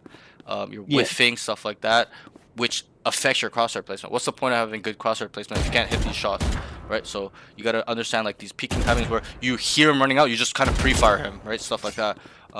That's what the Radiance players do. They don't just wait for him to swing and I have to see him to kill him. I actively hear him, or I predict that he's gonna walk out, and I kind of can react super fast that way. Stuff like that. Okay, they're ready for it.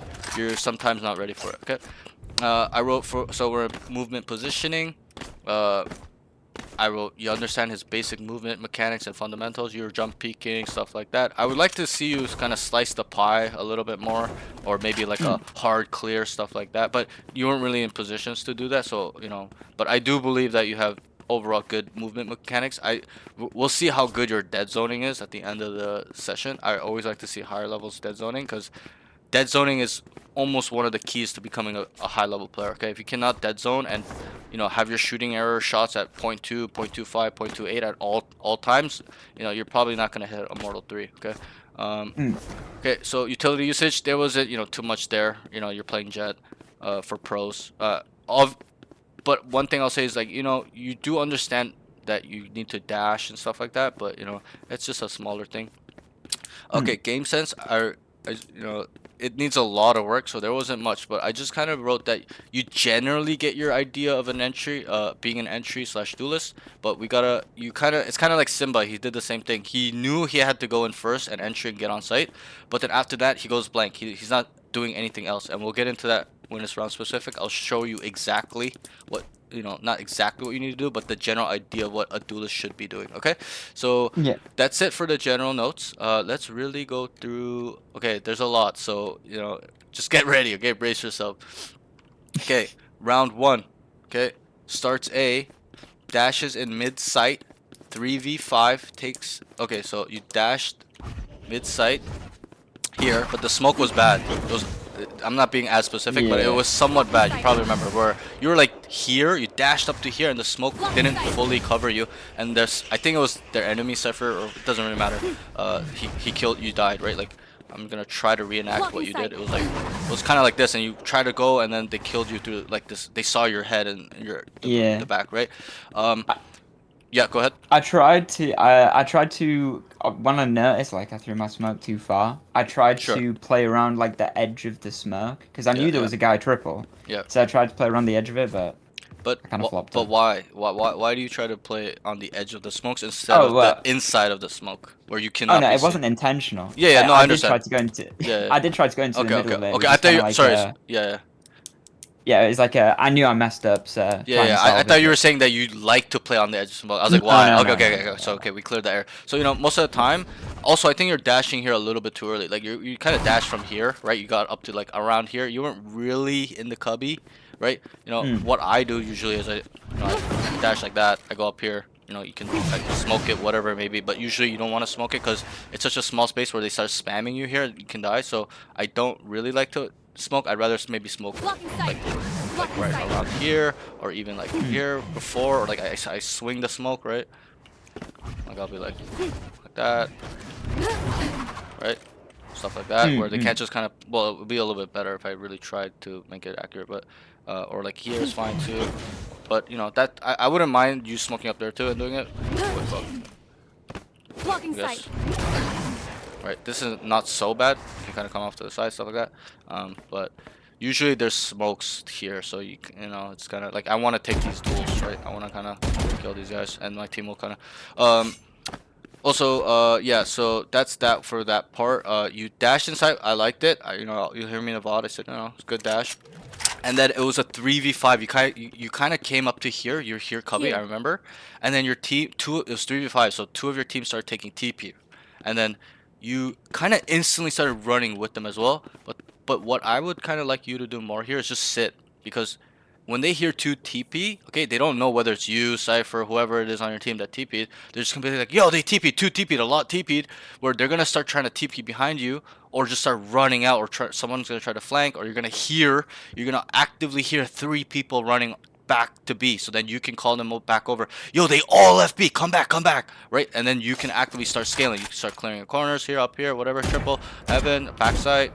You can even scale into U-Haul, so it's safe, where if you just go through spawn and don't clear anything, you know, sometimes there's guys sitting there and he'll just kill your team coming in. Okay, so you kind of get my point there. So we really need to kind of think about these things. They TP'd and you're here. They didn't really know you were here, and then you just start running. You're giving them free information. They know now that you're all on B side, so they can play accordingly.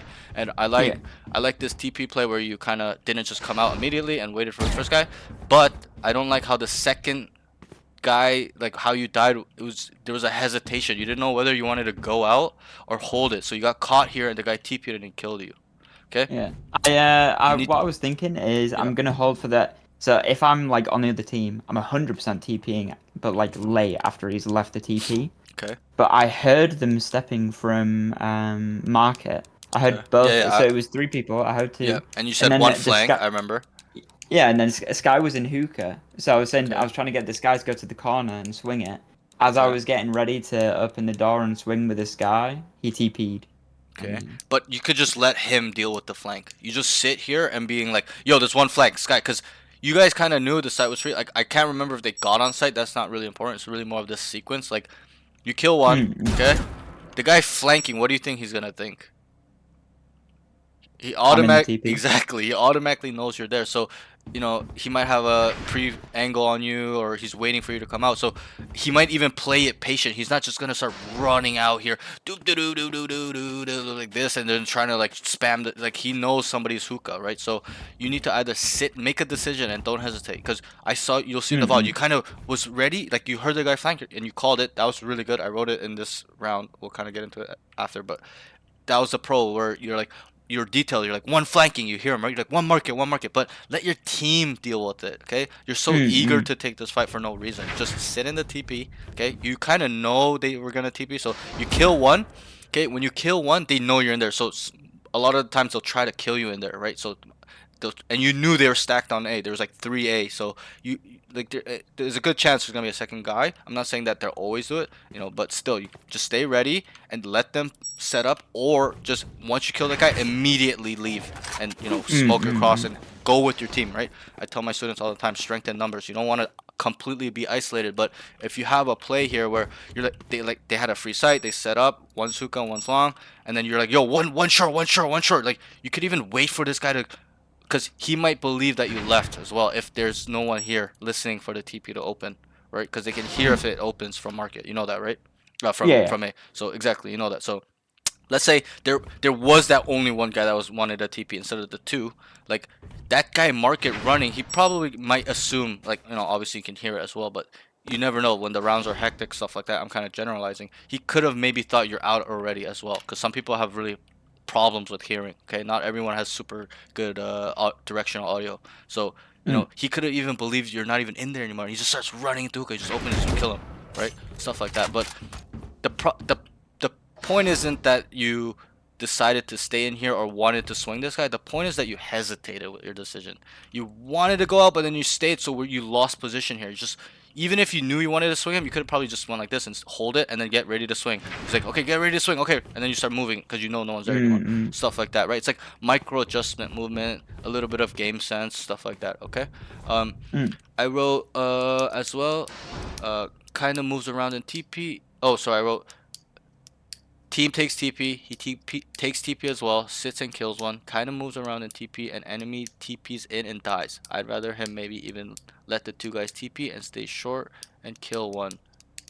And stay short. I think I meant TP. That's kind of what I meant. Stay inside the TP, not short. But I think I wrote short Yeah. because you heard one thing. I was like looking at your screen and typing at the same time. So, okay, that's that. It was really good that you identified it was only one. Obviously, you can hear if it's two. You'd have been like two flanking, right? But you said one. Yeah. So I like that comment. Super specific, detailed. You're feeding information to your team, which they can use the board, as in the mental imaging of the map. Okay, even though he's not looking here or you guys see him there, this guy maybe be holding, be like, and then you tell him, yo, one short, like he doesn't need to go here immediately. He's like, okay, he's gonna come in about 4 seconds. Okay, I can hear him running. And then if you tell him as well, he's running down, he's running short, bro, he's running short behind you, be careful, right? He's gonna be like, okay, he's running short. Okay, just hold this for a little bit just in case they walk out, whatever. Let's say it's post plant, right? And then he can start kind of having an off angle, whatever it may be, stuff like that. Okay, so I like your comms there. Okay, okay, so let's go to round 2. They go B. I wrote this round wasn't too crazy because you guys aren't eco, right? So they go B, nothing crazy. A little bit of whiffing, I put wide recoil control. Obviously you're cold. It's your first game. Could maybe scale a little bit more efficiently and take space. So I think this round as well, you just kind of came up here with your sheriff. But you need to just go elbow or backside, and I'll explain this I guess right now. You know, there's 3 sections to any map. You tell me any Valorant map and you'll see it in all my VODs. I explained this to all my Duelist players. You tell me any site, there's always 3 sections to a map. Okay, the first section of any, or not the map, the site, okay, it's always the fucked up angles. Okay, how I would clear B, always how I do it on my games is, you know, you make sure, you know, obviously you're gonna be with your team. Just pretend we're in a perfect world. You clear this, right? You come wide where you hold this, because, right, how do defenders hold B long? Like this, could be right here, right? maybe like top side here, maybe if they have an op, maybe. Most people don't play it unless they have a dismiss ability or like a movement ability, like Jet, Raze, Reyna, Chamber, right? You're not gonna play there with Sage all the time. You might do it here and there, but you kind of get the gist of it. That's kind of how they hold this thing, right? This guy, if you play here, you're not actively trying to hold the angle where they come up long. You're holding where they come into garden. This one is where you're actively trying to stop them from crossing, taking that space, the TP space, or even coming octagon, right? This one as well is an off angle, right? So when I would come up, you know, the first section of the map's always, the site is always the most fucked up angles. Is, you know, I would even consider this the first section as well, even though it's not really site, but you can put that in that category. So you would come wide, you'd kind of hold, pre-aim, get ready to fight cubby. You know, a lot of people stay under hookah, and then you guys would actively clear this corner, right? I don't know about in EU, but in NA, this is a super common level in every single rank. Okay, so people will, you don't mindlessly just, once you clear this, start running like this. You always, especially in the higher levels, you clear this, come wide and clear it, because there's an angle advantage when this guy's sitting like this, and you come wide. Okay, you see him first, like this. Okay, and then I would come back here, and then you make sure no one's re-peeking again. So you'd come back like that. You'd hold this, spam the box a little bit, look up here, right, and then get ready to clear left, right side, right. And again, I told you, first section of the map's always fucked up, right? Obviously, in a perfect world, your teammate's gonna be holding this while you're doing this. You're not gonna just do this by yourself while your team's not there. Okay, this is like a team entering thing. So you'd clear this, and then you guys would automatically clear under hookah, right? And elbow. So you know that's considered first/second section. The second section of a site is close to or areas near backside. So example, boxes here, cubby here, inside tube, right? Elbow. So once we clear this first section where it's up to this line I'm showing you right here, you then work towards the second section of the map. Obviously your team's going to be running out and holding things. They're not just going to all look at the same angle. So you look here, you look at this off angle. Obviously for me, when I come up, my team's holding this stuff, I would spam this, like, you know, spam this, make sure no one's going to be there. I just try to headshot him, clear this, and then we work towards the second map section where we come here, we look at cubby, right? We know box is clear, so we just have to look tube, look cubby, and then backside. And obviously our team is going to come to the other side as well. And obviously in a perfect world, they're going to clear hookah as well. I can kind of show you how to clear hookah. Wait, this is kind of considered, I guess, the first section on bind. Bind is a little bit different, right? And I don't know about EU, but NA, this is the most common angle in hookah, okay? Everyone has an off angle here where they instantly delete people. People's aims are so good in NA, okay? Let me just put my notebook away. So, you know, there's a clip I showed another Australian guy that was a jet, and it's the same thing. Like you would crouch peek this, pre-aim, fire, start clearing these off angles. You know, NA, these are super common angles. You would jiggle this to make sure no one's there. Come back, spam, and then you kind of clear this area, right? So let's pretend our team did that in a perfect world, and we're up here, they're up here, right? Then we start working on the like real first section of the map. We clear this, then clear this, and then we clear elbow. Okay, we know this is clear because we spammed it. Multiple people spammed it. We just clear cubby, inside tube, back truck, and obviously we do that as a team. I'm just showing how kind of the individual would do it. But coming to that point is like, sorry, one sec. Yeah, you just gotta understand these common spots, parts of the site, understanding the section, right? Once we clear the second section of the site, then you're able to scale into spawn, which is the third section, whether it's elbow, right? This is considered spawn kind of too because it's connected. So then you can start going there, but you don't even really, you'll clear maybe the first section, but you don't, you'll see it in the VOD, you don't do second section clearing at all as a duelist, right? That's your role. Your role as a duelist is really to clear these hard angles so it's safe for your team to plant. Okay, you're never ever gonna run on site like this and then go backside, right? It's just foolish. It's silly. You're gonna die. There's gonna be guys too. Cubby behind the box, right? Even elbow. If you don't clear elbow, you just start clearing the first section and then you just go doo, doo, doo, like don't look elbow, but like doo, doo, doo, like you're dead. This guy's just gonna be holding an off angle or you're dead. Okay, so this is something you'll learn, you'll teach, with us talking, and we'll use it in all the other specific rounds on attack. But you kind of get the gist of it, right? Like you see how I cleared. Like I automatically know how to clear sites. Any site you tell me, I know what the procedure is into clearing these common angles, these spots, these fucked up off angles, whatever it may be, right? A lot of people have crossfires here. The one guy's here, and then one guy's elbow, or one guy's right here close, right? Or even one guy's under, one guy's back sight, right? And that's the thing at high level. Their comboing of positioning and game sense and overall movement is so good. Okay, and the high, even in the high ascendant, people don't do it that. They start doing it, but it's not as good as Immortal 3 players, stuff like that, where they're just gonna delete the whole team, two people. Okay, so I would, that's kind of the common theme on attack. You might clear first section, maybe that's a maybe, but you don't clear second section or really go third section at all, and that's your role. You got to make sure the space is clear. You kind of you go through the motions, maybe, as in you get on site after your team clears it, but you're kind of letting your team do it. It's your job. You're the jet. Okay? You're not gonna be behind them AFK while they clear the whole site, taking all the fights, and you're just, because there's a lot of rounds. I think at least 3. You were just sitting here. Okay, so you gotta just, and we'll get there, but I'll explain it when we get there. Okay. For the round specific one. Okay, so that one's that. Round 3. Starts A. He starts shower side. You probably remember this round. All his team is short. Makes a calm one shower side. I like the calm. It's detailed. You're providing information. You're feeding it to your team. There's one shower. So then they can deduct. And I'll ask you a question. How many people on bind? Usually on bind. How many people play on A? Let me see 3. Exactly. So if you say there's one shower, where can they deduct they are? That's another question. Well, like lamps, and then maybe like mid-sight, triple Mid-side, barrel, back tower truck, maybe. heaven, close on Yeah, shower as well. They could be doubled up shower, right? And NA high yeah, level, they always double up shower. One guy will watch this, one guy will make sure that, they kill the planner or they kind of give up short. One guy might play short with it or the heaven, depending on the style of the team, the players, what they like to play, stuff like that. Off angles they know. Okay, so when you give that comp, super high level, okay? That's how high level people comp. One shower, right? They can automatically deduct. There's only gonna be 2 more somewhere else on the site, maximum. Okay, if they stack the site, they stack the site. Okay, it's uncommon, but there's only 5 enemy players on the team. So when you call one player out, we can only deduct where 4 people are. We need to deduct where 4 people are. So probably gonna be one cubby, one triple. Maybe he's playing with him. Maybe he's back truck. Maybe he has an off angle and U-Haul / lamps. Maybe he's playing heaven. Maybe he's playing spawn. Whatever the case may be, that was a good communication, but we need to add that more in a game, and it'll help your game sense as well. Okay, but let's just go through it this round. So you make a calm one shower side, great, and then you queued your dash here. Okay, you queued your dash here, like around this general area, and you weren't even in shower, and it was gone. Okay, yeah. you can kind of see why that's a little bit of a problem. Yes, there's a Reyna there, but it's not like he was his intention was to fight you. His intention was just kind of making noise. He was like here. He wasn't like he didn't swing you. That's a different story.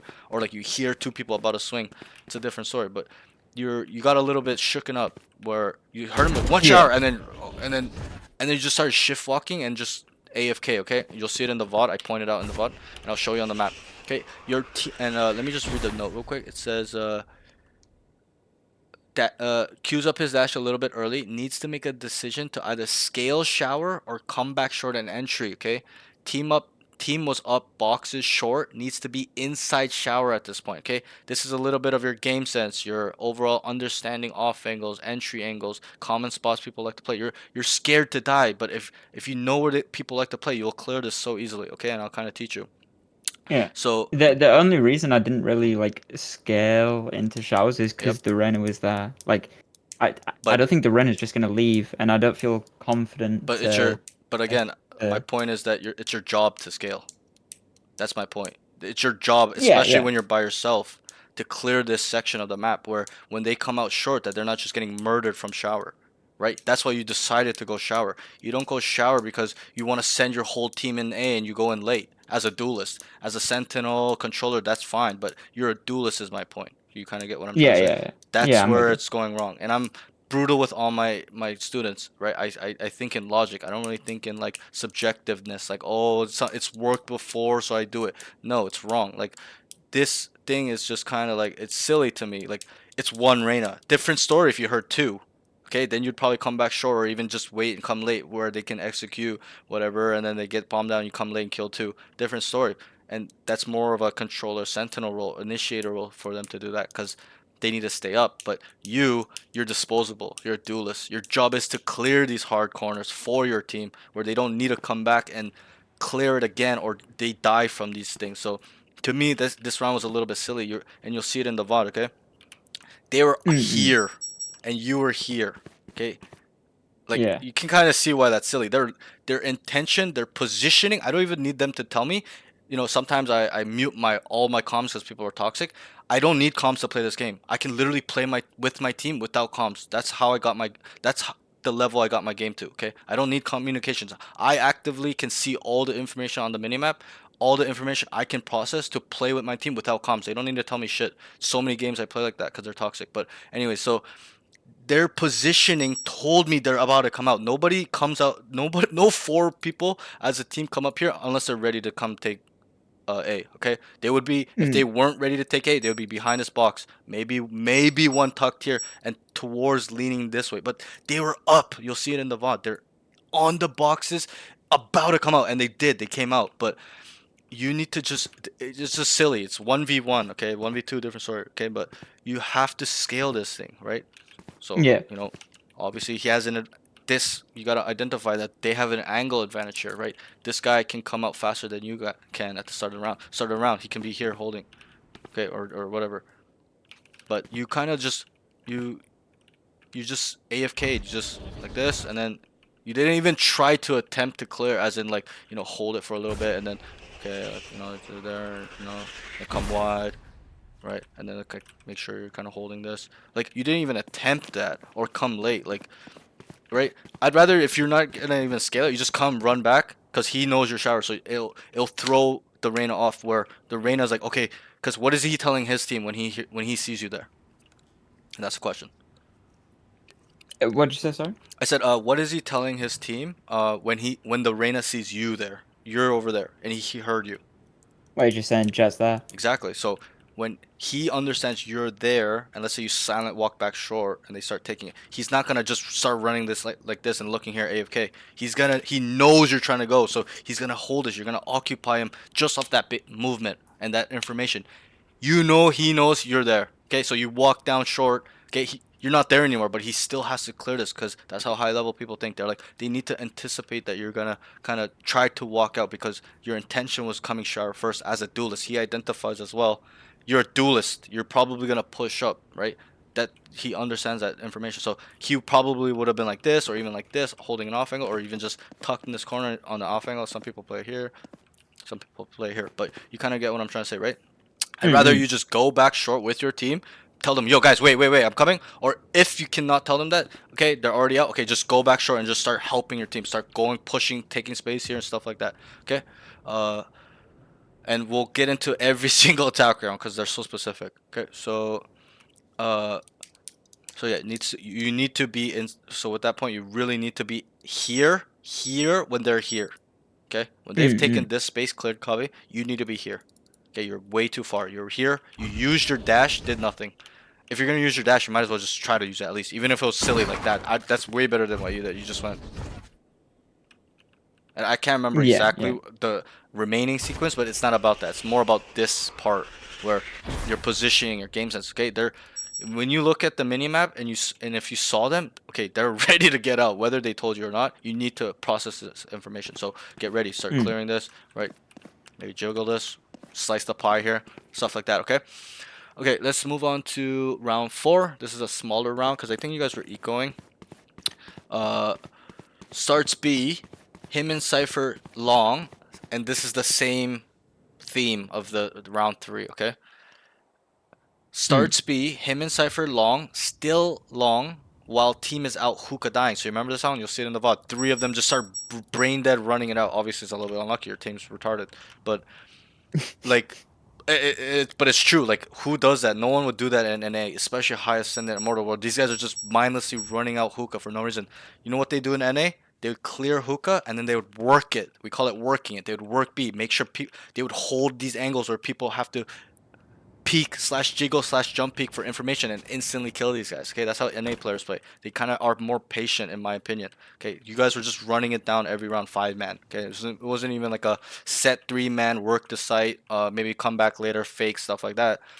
They just mindlessly they just threw one flash and they all came out and then they just got murdered. And you guys weren't even. And if you know they realized you guys were here, which they didn't even realize, they wouldn't have left. Right, in NA they always wait for each other. Okay, you guys were here and they were already out. Okay, you'll see it in the VOD and you'll hear me talking about it. You need to be here. You gotta have had already cleared this, and here, ready to come out with them when they come out, okay? Because your goal is the first section, right? So when you clear the first section, this is clear, and they start jumping out. There's usually, especially in the higher levels, there's always one like here or like here, wherever it may be, but you're gonna trade them. You're gonna just trade, okay? This game's all about trading, making sure the man advantage is equal or higher. That's where you get your advantage, right? Obviously, there are times you lose, even when it's a 4v2, stuff like that. And it happened in your game, one of your rounds, but we'll get there. So you kind of understand what I'm trying to get at with this theme, right? Like, your positioning is just so far back. You're a duelist, and your team was literally jumping out, and you're here. Around here. You're not even in Octagon or guarded. Okay, you need to be ready to jump out with them, even if they. And obviously, you would.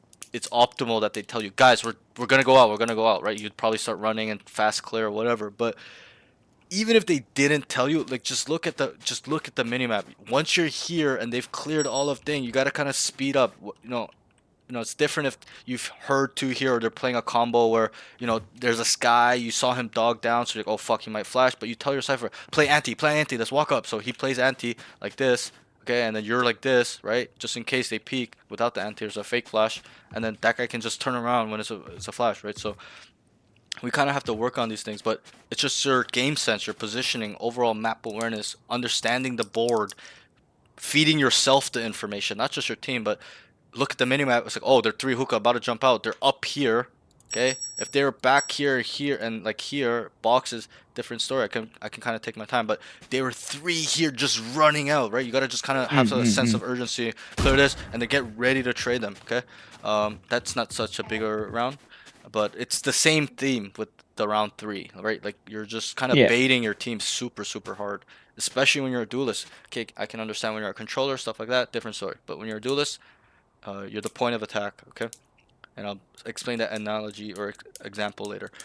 So round 5, they start A, and Cypher starts shower side. His team is just out short, needs to lead his team slash tell them to chill slash play for picks. So I can't remember exactly what happened this round. They start A, him and Cypher start shower side. So okay, so there's 3 short. You and Cypher start shower side. His team is just out short and leads his team. needs to lead his team / tell them to chill / play for picks. So this is round 3, 4, 5. All are kind of tied together. Okay, that's the main thing. Yeah. Where you guys were here and their position / or whatever they told you they're going out doesn't matter. That's not really the point. They're going out. Okay, you could have even told them, guys, wait until we clear shower, right? That's kind of being a leader. You need to understand that this part of the site is super important to clear, because when there's people sitting here, okay, or here or on top of here, like that, like the guys coming out short has a super difficult time. They not only have to clear the first fucked up section of the map, but they have to clear the other side of the entry point as well, right? I'll kind of show you. They'll hold heaven, smoke, whatever, perfect world. Let's say this is smoke, this is smoke. They'll hold heaven. They'd always clear this, right? And then not only can they not clear this guy has a crossfire with this guy, whatever. It's super much more difficult where this guy can just peek out and kill them when they're running out, right? Whatever, right? And they come plant the bomb. This guy's just gonna be sitting there, right? But it's your guys' job, you and Cypher. I'm putting the blame on both of you. Not only you, because you guys are together, right? You need to tell Cypher, yo, let's clear this. Come with me. Stay behind me, okay? Can you hold this for me? Like, he will hold this for you while you do this, right? You're not gonna both start coming wide, right? Because this guy could just peek timing, kill both of you. So you're gonna tell him, yo, hold this. I'm gonna come. I'm gonna clear close right. You clear close right. He's gonna go wide, right? Or sliced up high like this, right? Because he's the one holding like this. He's gonna go like this. You're not gonna round the corner, right? He's right. It's a little bit of tic-tac-toe with your teammate, and you know, it's like a tactical thing, right? In a real world, do they just start, yo, let's both clear this, right? In a close quarter combat? No, one guy's holding an angle where the other guy can clear that, right? Like, think about it in a SWAT team or whatever, right? Super, super tactical. And that's what this game is. It's a tactical game. So I clear this. He holds this for me, so we both don't die. Okay, I come back, ready to swing. 3, 2, 1, guys. And then we, whatever, crouch, peek, jiggle, peek, ready. Okay, it's clear. And then you guys start clearing the first section of the map. I won't consider this the first section of the site. It's just a difficult part of the map where you to get to the first section, but you know, you clear that. That's an off angle. They play here, they play here, they play heaven, they play here, they play up here on bench, they play up here, they play close here, where this is such a angle advantage for this guy, because you guys cannot clear him until you fully come out. Okay, so it's kind of on that point where they're here and you guys were like kind of straggling. I can't remember if you guys were in shower, but I'm pretty sure you guys weren't. You guys like around this general area, so it's the same kind of concept. Like, just if they're here, you gotta be here. This has to be all clear, because they've cleared their part. They might have even cleared this with whatever, a dart, a Tahoe drone. They saw it was clear, a dog, fade dog, whatever it may be. So this whole line is clear. Okay, now let's start getting ready to execute. They're gonna start throwing the smokes. You're gonna get ready to dash, right? Obviously, you're gonna cue your dash if you see this guy, like, or hear two people swinging. Okay, but you know, when you're clearing these, when you're clearing showers specifically, you don't really need to turn this on, because you're with a teammate as well. You know, even if you die, he's gonna clear you. You just gotta save it for when you are ready to take the site, for the first section, second section. You can even clear, you know, I explained this to all my Duelist players. You can literally clear 2 corners with one dash, where, you know, you smoke, right? You see this, probably the high level players do it like that, and you'll not only will you don't need to see them, you just need to look at your minimap. There'll be 2 question marks because your vision cone saw the enemy, right? I'm kind of rushing it, but you kind of get what I'm doing, like that, right? You'll see his body obviously on this guy, but this guy you might not have enough time to come back and look forward, so but you'll see the question mark. So then your team actively uses that when they're coming out short. Yo, one close bench, one's close left to you, Jet, and then they'll you know, throw util lamps, molly it, and then they'll you know, this is clear or whatever, and they'll start coming out and trying to kill these 2 guys, right? Because you're in a smoke.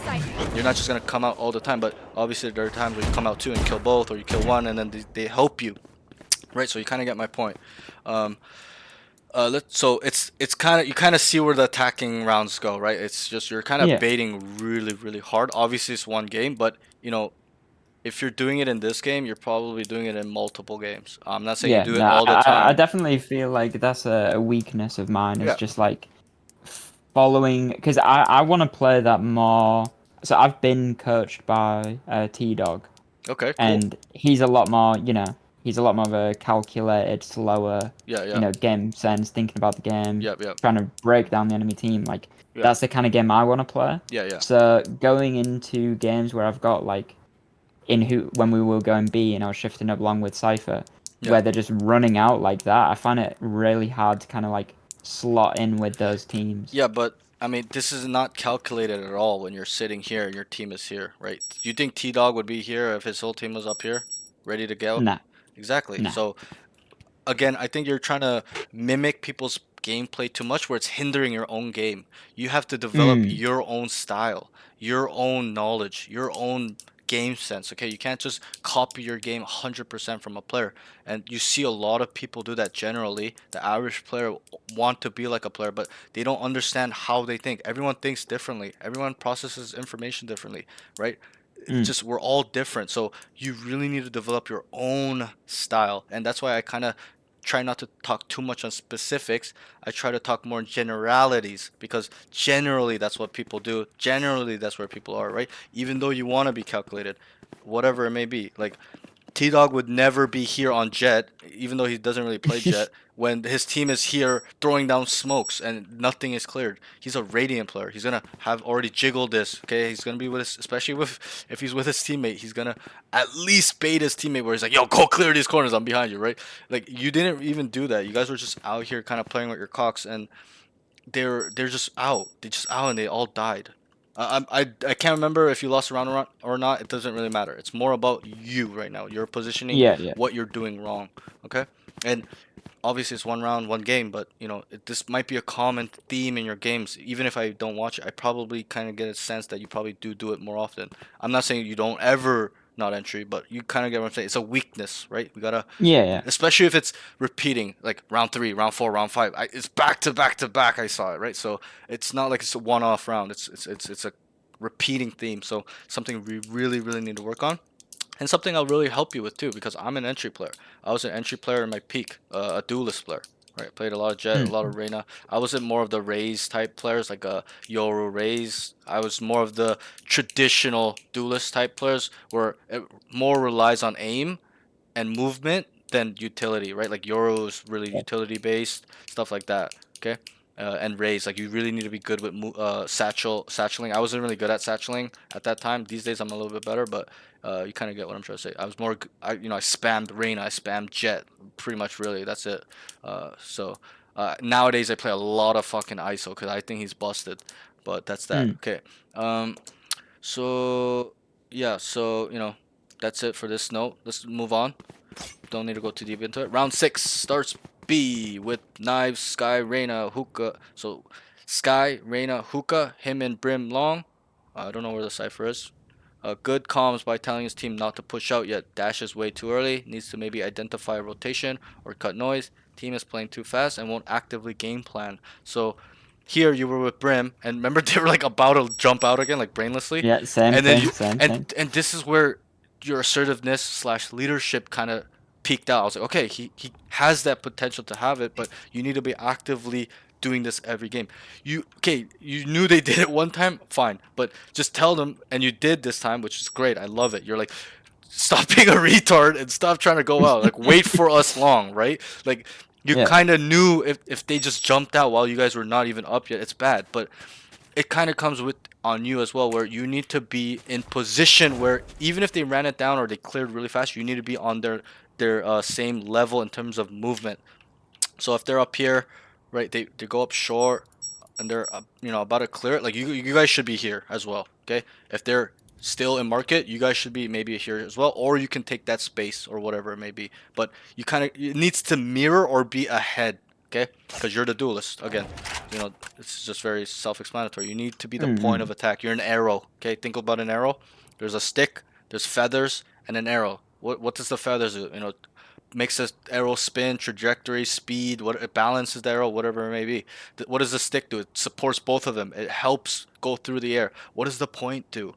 It goes and hits things. It kills things, right? It's the point of attack. So you need to think about it like the arrow. You break the wind. You go into the wall. You go into the person, whatever it may be. But you are the point. So you need to lead them not only by communication, but example as well. So, with your action. So I'm going to clear this right away. Okay, hold these off angles. Okay, boom, come wide. Clear this off.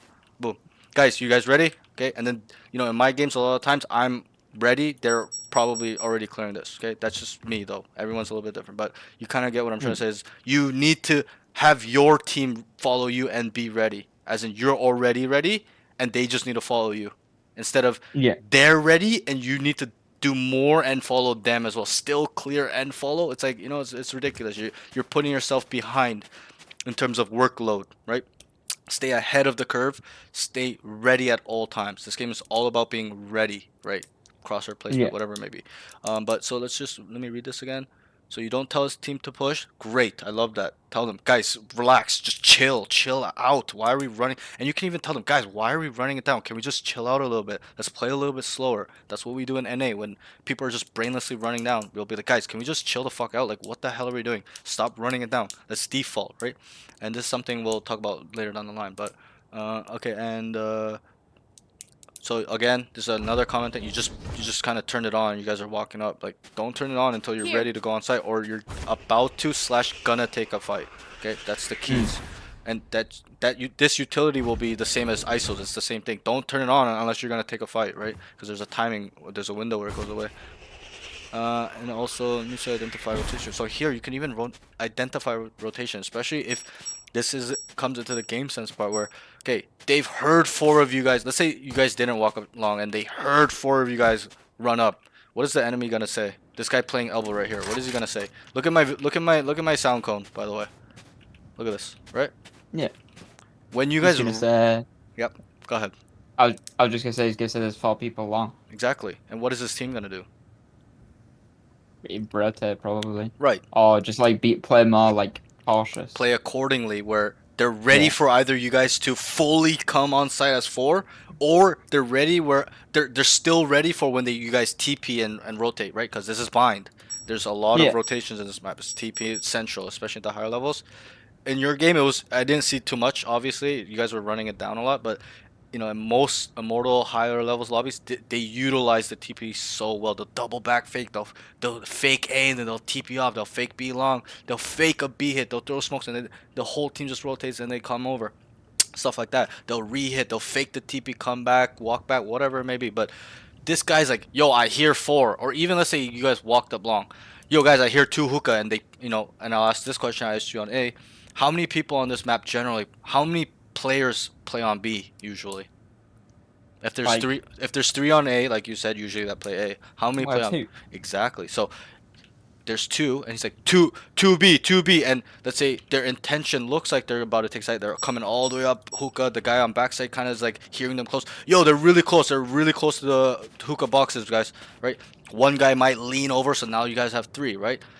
So if they didn't hear, that's kind of how they play. But if they heard 4, they're like, guys, I hear 4 here. So maybe they'll rotate 2. So now they're 4 stacked, but one guy's anchoring, stuff like that. But I'm trying to help you understand how the defense would think as well. And that's probably how you would play it as well, right? And how you would communicate. So we need to actively think about both sides at all levels. And that's something I try to do actively.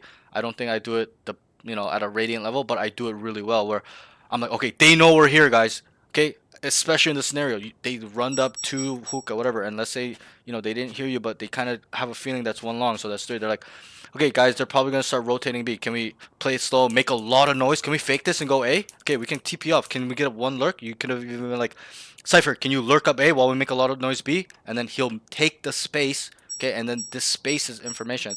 I tell all my students, once he starts walking down short, clearing all these off angles, heaven, clearing cubby, goes into lamps and starts making his way backside, clearing here, maybe not clearing shower, you guys automatically know that the side is, sorry, my phone, is most likely free. They've rotated over because his space taking has shown you that there's no resistance on A, right? And you know the answer to this question, and I ask you is, how many people play on A? If there's 3 people on A and he walked down short, he's dead. Okay, whether they're sitting in U-Haul or triple or shower, he's dead. But if he's not dead, you know that there's no resistance, not as much resistance. There's max 1 or 2 there. So you would just, right? But that comes with your leadership, game sense, overall map knowledge, understanding maps, people's tendencies to rotate fast. When you guys fake them out, they're gonna be ready. They're gonna have people in spawn, like they're gonna have people rotated already. They're gonna actively try to stack the site. So stuff like that. Okay. So that's kind of how I would play it. I'll be like, guys, chill out, wait, okay, let's try to work this, guys. So we start clearing this, we clear this, watch these angles. Okay, can we kind of Cypher? Can you walk up short, eh? Can you kind of tell us when to come back? And and then let's say we hear 3 guys shooting, like they smoke it off, and then you hear one guy throwing like a KJ Molly, and then one guy shooting backside, and then there's one more guy cubby, makes like a sound cue with some sort of other utility, or like he KO knife hookah, and then you guys get tagged. Like, be like, okay, yo guys, there's 3 here, let's rotate, right? Because we're minimizing the risk to die, right? Especially on bind, there's only 2 points to the attack, really.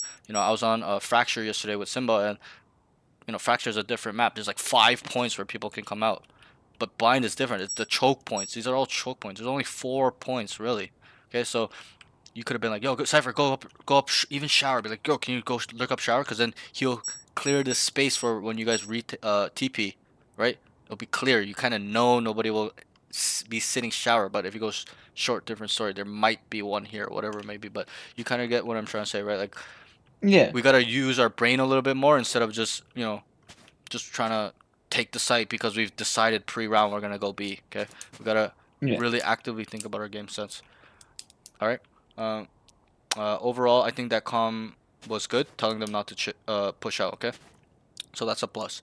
But we gotta work on our game sense / movement positioning, pathing, stuff like that. Understanding that when they know we're here and even if you're like, oh, let's fake, I mean, you guys start throwing out smokes, they've probably rotated, or they are rotating, as in their spawn, or they've already predicted you guys are going to come out or whatever, or trying to anticipate that you guys are willing to come out, so they're going to stack the site. Okay, let's move on from that point. Okay, round 7 starts A, dashes into site, doesn't smoke where starts A, dashes into site, doesn't smoke where can dash. He's kind of out in the open. It's kind of the same round from round 1. We won't go too deep into it, but you gotta set up your smoke before you dash and be patient with it. Okay, you're smoking while you dash, so you'll be like that instead of set up the smoke first. There's a timer. You're in no rush. Okay, that's bad, but you kind of get what I'm trying to say. Like, even if you want to go smoke here, or maybe like that. Okay. Yeah. Boom, and then you walk out of smoke, kill this guy, and you never walk out smoke's gun first. I don't know if you saw the section with Simba, but he was walking out smokes always. Okay, you always come out with your shoulder first because they can see your gun when you cannot see nothing. When you're here, they see you. They see your gun. You can't see shit, right? So you always come out like this. Okay, you always get ready to swing the angle and you come out that direction where it's less time to react. Okay. Yeah. So we won't go too crazy into that round because there's nothing really crazy.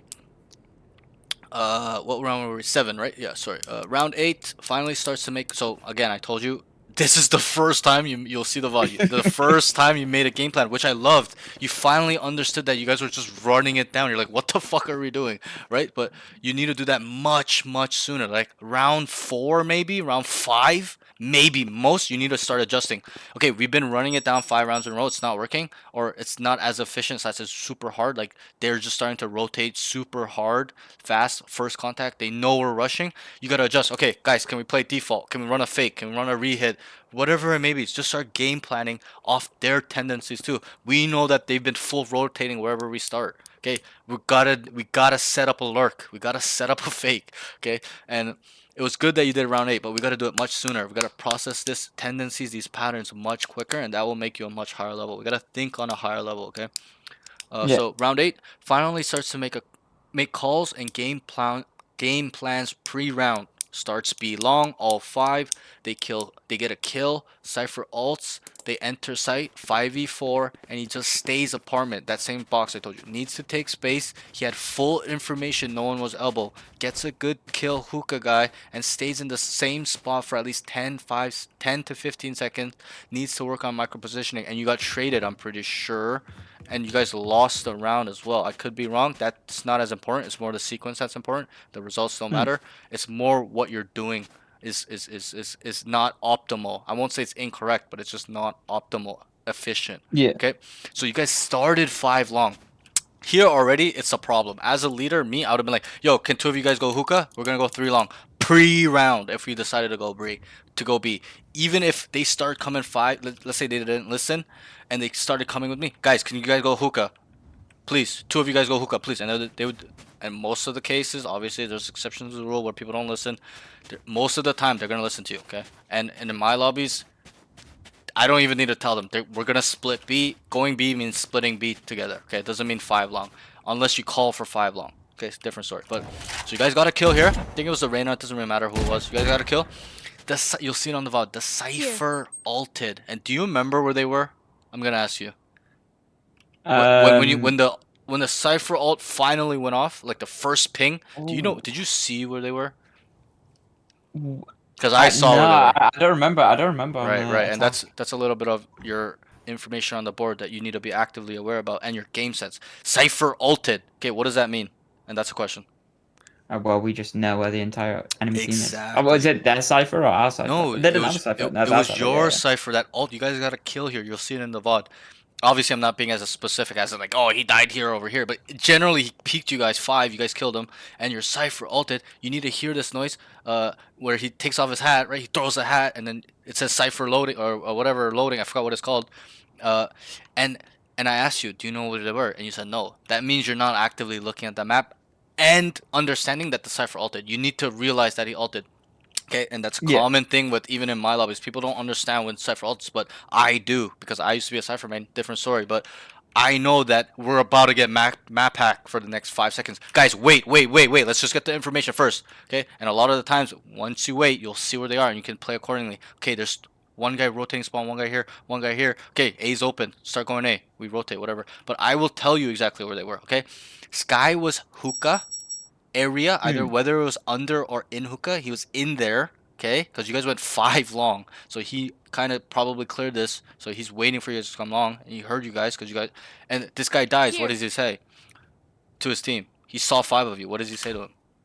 5 long. Exactly, so he doesn't even need to clear this. He's trusting this comp. This is Immortals, right? Immortal high ascendant, so he's just here waiting for you guys to come out, okay? He was here, you know where the second guy was? I'm just going to ask you briefly.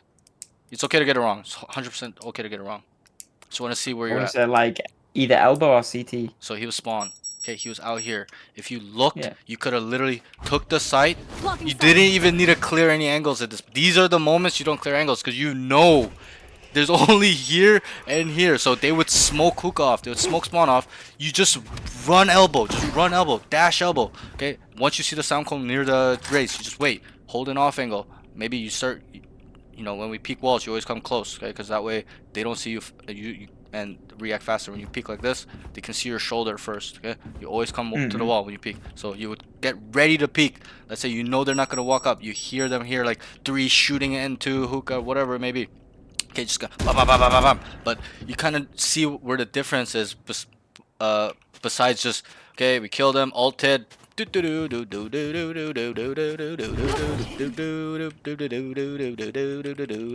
I killed this guy. Boom, boom, boom, boom, boom, boom, boom, boom. Instead of just going like, okay, oh fuck, one hook and calling it out. One hookah, one spawn, guys. So they actively smoke it. Or that was a bad dash, but you kind of get what I mean. Like you know, you can even position yourself anywhere on the map for free when they smoke this. Obviously, if it's not smoke, you're gonna have to kind of hold it while you're running because this guy can flash or peek whatever at any moment. But you know, the optimal pathing is just you just go this way. It's free. This part of the site is so important. I tell all my students on Bind that we review. It's bro, this okay, as an attacker, how many points? Okay, there's 2 points to entering onto B. How many points are there for them to retake? That's a question. 4. 4? Try again. Yeah, they could. I mean, they could. As in, if they have like, are we all on site? If we're all on site, they're 4 let's now. just not make it too specific. Like we're all on site and they're getting ready to retake the site, and you guys are kind of like hookah and long, not dead. Oh, okay, right. 2. Exactly. It's very simple. It's not 4 really, because you know I won't really call these retake angles because you know you got to do a lot to come to retake from here. Yeah, right? yeah. Right. Retaking really means when you're ready to go out as a team. Right. This guy's more of just a lurk / flank. Okay, a flank because of defense. A lurk is more of the offensive term. So when you come here, you literally cut 50% of the points where they're coming out from. And a lot of the time, you probably experienced this where, you know, obviously they don't run through elbow because everyone can hear them, but they'll walk through it, right? They'll clear these and kind of sneakily try to get to elbow, okay? That's where your off angles come into play. Knowledge of how they like to come out and parts of the map where people don't run out. Spawn is a different story. Nobody runs out spawn. They always run out because there's too many points, okay? But this point, no one runs out of elbow because they don't want people knowing they're going towards elbow. The guy on site can hear, yo, he's going elbow, right?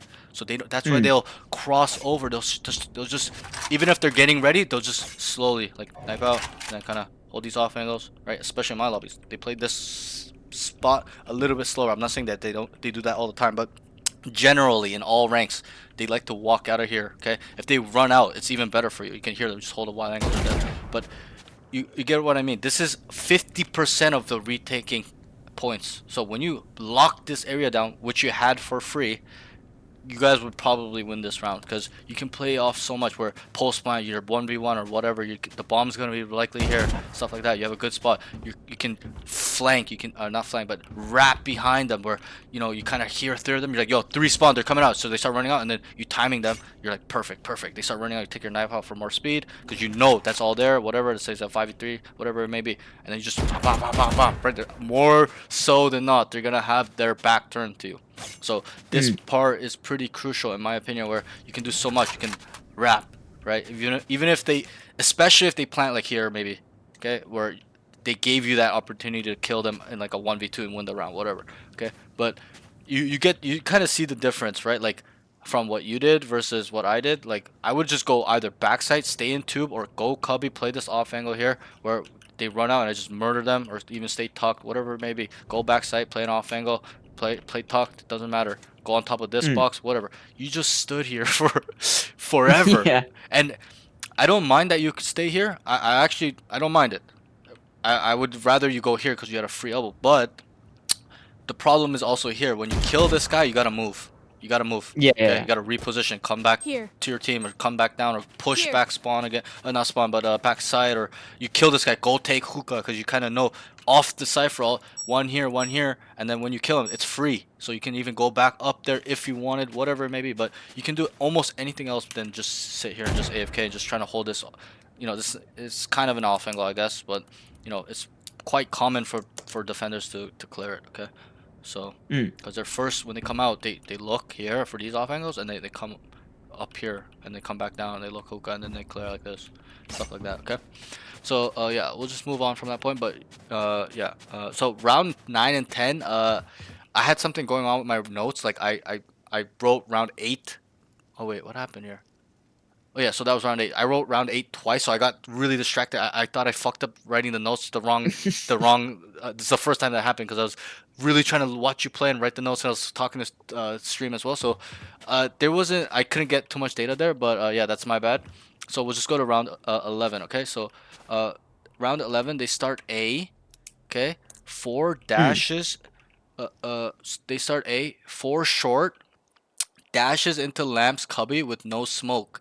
Takes way too long to scale U-Haul, takes space. So this kind of goes in the same point, same theme, where it's like you gotta know these sections of the map and common spots people play, especially on defense, where you can actively clear them and the site's clear.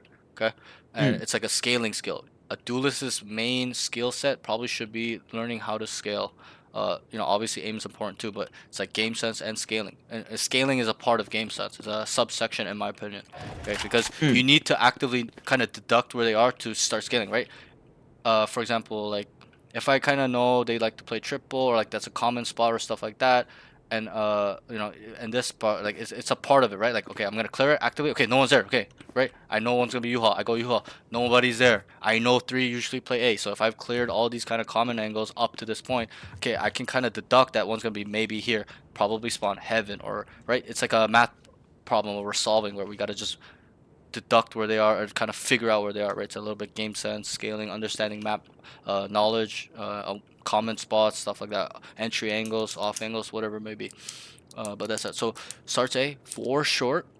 Can't remember where the 5th guy was. Probably should have wrote that down. But 4 short, dashes into lamp cubby with no smoke. So you probably should just, this is not a big no, but Blocking sight. smoke it and then do it. You just dry thing.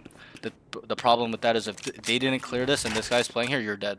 Okay, and even maybe this guy, he probably would kill you. He'd be like this and just flick you. Maybe even this guy, he's holding this and just he sees you drive dash, he's gonna swing and just kill you. Okay, so just throw a smoke. That's just a little bit utility use. Blocking sight. Just throw your I smoke. think the only reason I didn't use a dash is because I think I knew there was a guy. Oh, I think I smoke. knew there was a guy who was there Okay. or just wasn't there. Like I knew there was something going on with lamps. Like I But dashed like then, that for a but reason. then that would tell me to especially smoke it because it makes it safer. If there is somebody there, then it's more dangerous to just drop because there's a timing where you have to take out your gun, right? You're Yeah, dead. yeah, yeah. So that's my point is that if you think someone's there, then you should smoke it 100%. If you don't think Yeah. someone's there, it's fine. If you're like, okay, it's 100%. Let's say you just made the biggest giga brain, you're like, nobody's there. Okay, that's fine, and it's true. Like it was accurate. Okay, fine, whatever. You made a good game sense slash intuition prediction, whatever. It's fine. But if you think somebody's there, you should probably smoke it. You could have even like Mm. did like this type of smoke. Sorry. Fuck, can't do it. Blocking sight. Where it smokes here. Oh, where you block the door. Right, Yeah. right, and then because it gives you time to set back up where you can get your gun up. Okay, the higher levels, time of kill is super low. Okay, even in it's a big difference from even the ascendant lobbies. Ascendant lobbies, the time of kill is quite. It's slow, as in like they take a little bit of time to kill you, but you know once you get to Immortal, if you want to be a high level player, these fights are like boom, you're dead. Boom, I got a Yeah. trade. Boom, boom, boom, boom, boom, boom, boom. Bro, retakes and entries. Bro, you've seen pro games where they'll entry and everybody's dead in 10 seconds and it's like a 1v1 situation. It's like, what the fuck just happened, right? It's just, the fights are so fucking fast, okay? So we gotta think like a high level player. So, Blocking sight. I'm kind of doing it bad, but just smoke that and then dash. So I'm ready. This guy's not gonna push that smoke. He'll be retarded to do that, okay? Because he knows he hears 4 of you guys running down. Okay, he's gonna be patient, maybe even hold an off angle, okay? Especially when it's smoked, you know, he's gonna be scared. Stuff like that. People get cold feet. So yeah, just smoke. You know, you could have even maybe smoked here and done it, or like up here. It's all what you really want to do. And kind of got to think about these things. Like if they're playing 2 shower a lot, that's probably a better smoke because then they can't gun you down coming across. Okay, stuff like that. So it's kind of like a game sense thing and utility usage. But my main concern here isn't really that. My main concern is you take way too long to scale. Okay, you'll see it in the VOD. You sat here like AFK for like 5 seconds at least, and then you kind of check that you got a kill or whatever. But like your first initial thought process should be get on site and scale that part of the site I dash on. So, for example, dash here. Okay, make sure no one's here in this corner. Okay, I'm gonna start slicing the pie.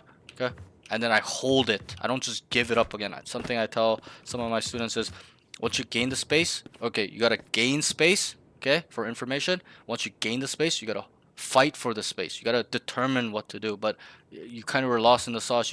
You're just like do do do do do, and then like you weren't really. It wasn't decisive on what you wanted to do. What I would have done is just dash here, make sure I can kill this guy, or if no one's there, I hold the space for my whole team.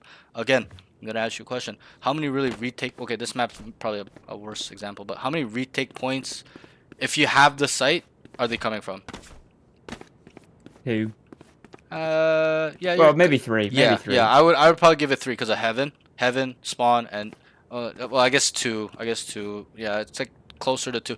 We'll give it a 2.5 because if they come out, like, you know, Well, they could TP. that too. You Yeah. know, it'll be around 3. Let's say 3, give or take. Like we'll count U-Haul and TP as 1 and then 1 2. Okay, because it's all situational. It's all, you know, it's all.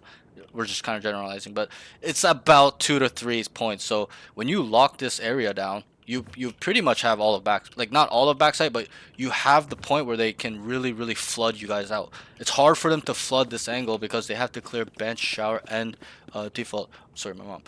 You understand what I'm trying to say? So Yeah. especially here as well, this is a super tough angle because when he clears this, you know, people will peek from showers. There's going to be one guy sitting bench. A lot of people that play lamps will be holding this angle, right? Stuff like that. Guy short, you know, perfect world that's smoked off, you know, he's kind of playing like this. So when you take this, it's super key, okay? Because you know it, right? As a player, like the average player loves to take U-Haul on retake. They just start running out here and try to fight this guy here, and then you'll see a lot of, and I'm sure in your games and my games, they'll just get gunned down from one guy, and then they cannot take the space, and the attackers win the round. So this, in my opinion, is probably the most key part of this site, in my opinion, because they cannot flood out and kill people waiting here for these guys, because these guys are trying to kill these guys, right? This guy, the guy, Here. Lamps will kind of be here. So, and then the team will look somewhere else, because if the team knows that this guy's here alive, holding this forever, and not dead, what does that mean? And that's the question. Here. If there's a guy who's Like I'm here like like- this, right? We're on Yeah. the bomb is ticking. I'm here like this holding it, and you know we kind of hear that they're ready to take retake. They start throwing down smokes, whatever, and I'm just here for like 10 seconds alive, and my team's like short. Maybe they're about to come out. Like what does this mean? if I'm just here, Yeah, I mean, I feel and not kinda dead. useless. And no, but not. Let's not think about it as in like our production, but as in the information. If I'm just here not dead holding this, what does that mean? Where can they really Oh, go? there's no on that. Exactly. They're not. Like a backside. They're triple not willing to power. come through here. So if I was your teammate and you're there sitting there for 5 seconds while they're retaking, I'd be like, yo, they're, you know, I don't need to tell my team, but it kind of reduces where they're coming from. They're gonna come from here and here. That's it, right? You know, heaven is part of that, because they have to drop down and come out here and swing. So then, you know, you're there. 4 of your team can just look at 2 points, right? That's 2 per person that's coming out, pretty much. You know, whatever, maybe, or whatever, right? But it just reduces the chances you guys are going to lose round. It actually gives your team the advantage, right? Because if I was the teammate here and then I'm watching you hold this forever and they're coming out, right? You're still not dead. You're still not dead. I would just kind of automatically know here. I'm not just going to look at you because I know you're there, right? So I kind of know where they're going to come from, because you're locking down this flood angle, this flood part of the, because this is more the flood part where they can start doing so much, right? They just start killing this guy Cubby. They'll clear the guy sitting front truck. They'll clear these guys on bench, right? Whatever it may be. So that's what that would tell me. If you were sitting here on attack and they're about to retake and they're not coming out, there's no resistance, I'd be like, yo, they're probably triple, a lot triple. Jet's got U-Haul. He's got U-Haul. And then obviously once you die, sorry, we gotta start looking here because you're the only guy in there. But yeah, you understand. Okay, so let's go to, so coming with that note, we just gotta understand the sites, where the common spots are, off angles, understanding how to scale these specific sites on any map, any given day, with our eyes closed. You know what I mean? Not, you know, not struggling where you're unaware of what to do, because that's kind of what it looks like. I'm not saying that your gameplay is uncertain, but your decision making is uncertain, as in you don't really know what you're supposed to do as an entry, and you said you had difficulty with it, and that's fine. That's the first step to really get it much better. Okay, so round 12 starts A, dashes U-Haul, and then scales with the judge. So this round was probably your best scaling slash entering round, because you're so confident that even if it's close range, you're just gonna shoot them with a judge and they're all dead, and that's what happened. You just started murdering them. You're like bunny hopping, so confident, right? I want you to be like that with a rifle. You're just so scared that they're gonna delete you, right? It's a little bit of a confidence issue, a little bit of a fear factor there, where because you don't know these off angles and these common spots and where people like to play and the site a little bit, as in the knowledge of how they like to come out, pathing, the timing, stuff like that, you're scared, right? You're just like but when you had a judge, you're just like boom, boom, boom. You're just like scaling. You're like going back, so you're like boom, boom, boom. Like you kind of get what I'm trying to get at, right? It's like I would love for you to do that with a Vandal, where you just dash U-Haul, you instantly murder this guy, boom, deletion, start scaling. You know, I love That angle's OP. That angle is so OP. Once I kill this guy or it's free, bro, I love taking this angle. People are so retarded, bro. They don't clear it. And you will get better at this as well. From me playing these spots, I know that it's such a good spot that I clear it every time. Okay, I don't just run out because I play it and I just gonna mindlessly run out. I know that it's such a broken spot that I clear it myself, even though 99% of the time people don't really play this. But I know that it works for me. It's gonna work for other people, that I clear it. So you kind of have to think about it like that, okay? So, but if this was clear, I would always play like here. Okay, I'll show you another Giga Brain one, okay? And here, okay? This one is super strong, okay? Especially maybe not in a 5v5 situation, but in like a 2v2 situation where you guys have sight, you guys know both of them coming to spawn. Bro, it's GG. I'm winning this round like almost all the time. I hardly ever get cleared here, sitting like this or just standing, getting ready. Okay, this guy drops, boom, dead. Okay, my teammate's like, yo, he's on the rafters, like heaven rafters, boom, he's dead. A lot of the times, they split it, right? One guy will go heaven, one guy will come here, or they'll double take. Bro, they will literally just start running out like this, or like they're so worried about this angle, they just come like this and then they're dead. Just dead. Okay? So That's that. But I would, and this is a pro, so don't think this round was a con. This round 12 was probably your best round in terms of attacking. You literally just showed so much dick. You're just like boom, boom, boom, right? And I need you to do that Yeah. with a rifle. Just ingrain that. Just try to visualize that round. You'll see it in the VOD when you see it. Try to do those same things with a Vandal. Just visualize it. Okay, I killed this guy. Boom, deletion, deletion. Okay, I'm gonna scale. Okay, I just kind of make sure there's no one on the off angles. Boom, deletion, deletion, deletion. Deletion, deletion. You're just running on, boom, boom, boom, like an aimbotter. Okay, you need to have that type of confidence. Okay, so that's that for attack. I know it's been pretty long. I'm just trying to spend more time with you because I'm trying to be very thorough. So round 3, I'll try to speed up a little bit. If I'm yapping a little bit too much, then you can kind of tell me. That's all good. Sorry, my webcam cam's a little bit fucked up, so just fix it. Okay, so. Okay, round 13 starts 3-2 setup. So you guys were 3A, 2B. Starts A showers, dies, shower, die with sheriff, sees 2B long. Wait, what? Starts A showers, die with sheriff, sees 2B long. I don't know why I wrote die. I don't think he died though. His Reyna walks down, clears it. Sorry, let me just read this. So I kind of remember this round. So you started shower with the sheriff, and then you saw in the, I saw in the minimap 2 question marks. Remember this round? And then B long, and then your Reyna walked back down, and he obviously died. So he walked down, clears it, sees enemy Reyna mid, needs to identify it's a default. He runs off A without really any information. They're coming out B or are out B. Needs to be more confident on retake. So let's know that. Oh fuck, I don't know. Sorry. It always does this when you're in a custom for too long. So with that being said, I remember you were in shower. You didn't die. I don't know why I wrote die, but you were in shower. And then you saw 2B long. Your Reyna retook that space, walked down. Okay, and then you guys saw the Reyna mid. Okay, there you gotta identify it's not B. You started rotating B. If I remember correctly, you can kind of go back to the VOD if I'm being wrong, but I'm pretty sure you were running B. Okay, you saw 1A. You gotta just tell your team, guys, they're defaulting. Okay, then they will get a mental image of what that is, of what's going on the board, right? So because if you saw 4 long, what does that really mean? It can really only mean 2 things. It's they're gonna try to take B, or they're gonna try to fake B and TP most of their team back and come A. That's what that would tell me. Okay. Yeah. So yeah, so coming with that is you really need to identify. So now we're on the defense side. Obviously attacking side, you don't need to identify really too much of those type of movement stuff, like, oh, they're gonna be rotating from. It's not as you don't need to be as detailed. You can just be brain dead and just throw smokes and just entry together and cooperate. That's really what attacking is. Okay, and playing together, I and make fun of their obviously dumb gathering faces, information is but there they're us. too, but it's not as They important look as stupid. defense, because what does an attacker do? They take space, right? They need to try to get on sides and take away the defender's space. So and then what does the defenders do? They try to defend the space. They need to protect, right? So protecting usually is a much harder job than taking, right? Taking is easy. You can be aggressive, but defense, you can't be aggressive. You can't just run down every round. You're dead. They're gonna adjust. They're gonna sit there in a corner and just kill you. So a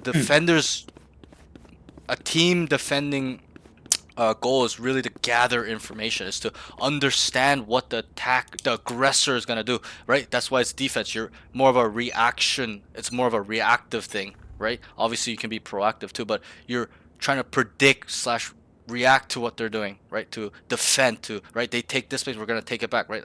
Think about it in traditional war or whatever it may be, right? The aggressor always gets into the door, but it's the good defenders will clear that space back again, right? You see it in any type of war and stuff like that, and it's very strategic. It's very simple to understand if I put it in that type of term. So My we got to ult's think about it ready. like that. Our job is to not give up space. Obviously, that's the main goal. You don't want to give anything at all. That's the first thing.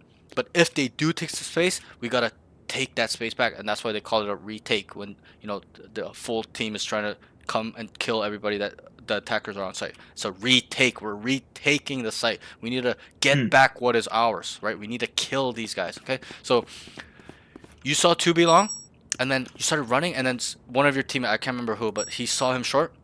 Just gotta identify, especially when it's a duelist, you gotta identify it's not gonna be a B hit here. Okay, it's a little bit game sense, understanding, patterns, tendencies, you know, overall macro lens of what the attackers are trying to do. Okay, because this information is crucial. You tell them, guys, default. Nobody's gonna rotate. They're gonna stay still. No one's falling for it. Okay, when you say, guys, they're defaulting, chill out. Okay, they're just trying to work us a little bit. Okay.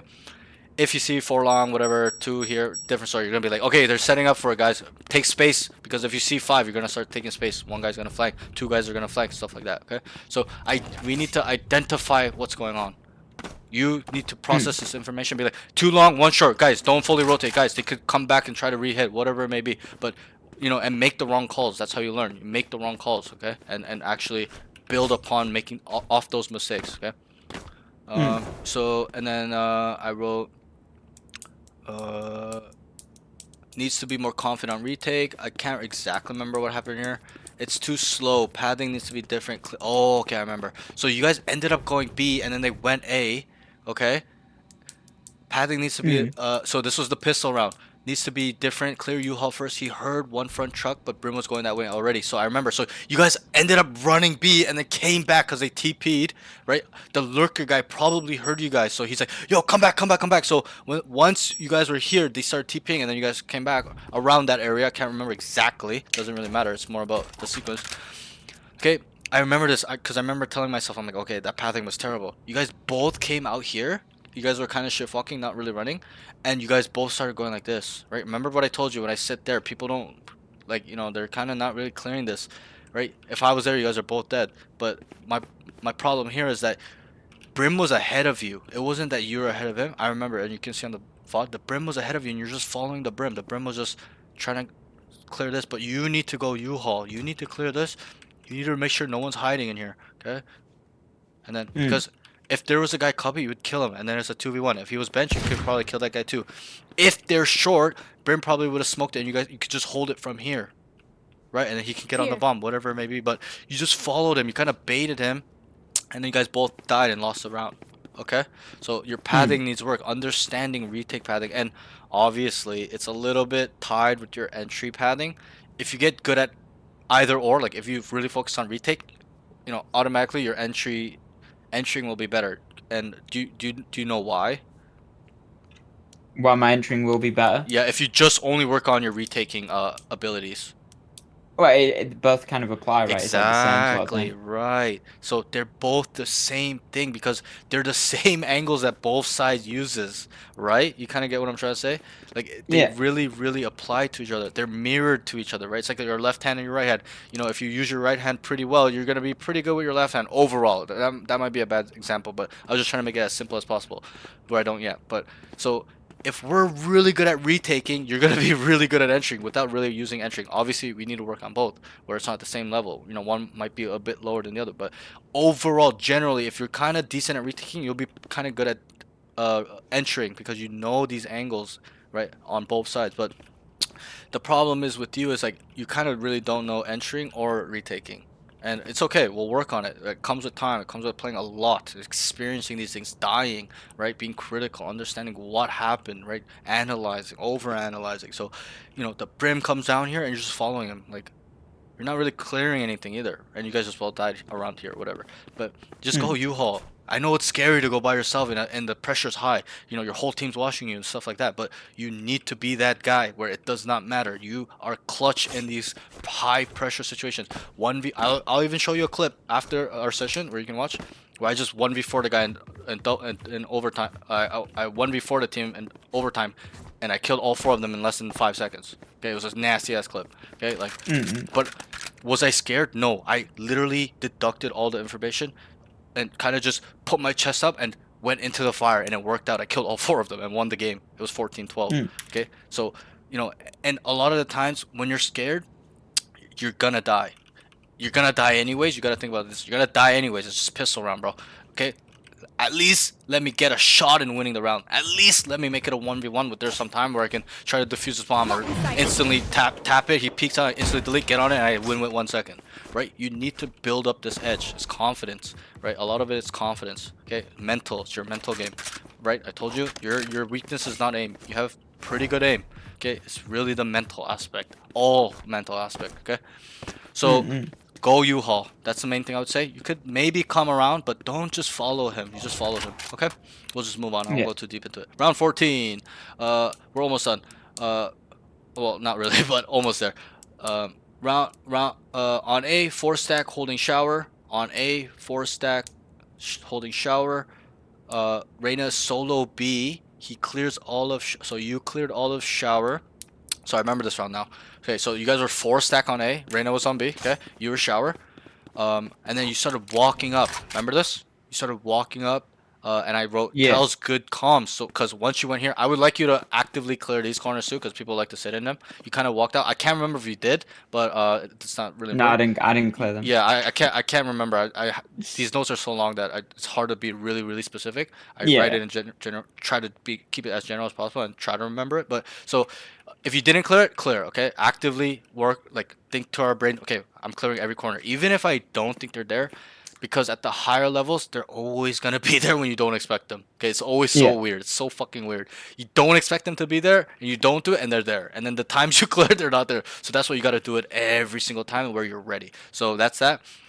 Great round here in terms of communication and leadership. Okay, you tell your team good comms. I don't see anything. Okay, and then you actively thought, okay, if I clear here, they could still be short. You didn't start running like a brainless chicken, and sometimes they're gonna be here and they hear you, right?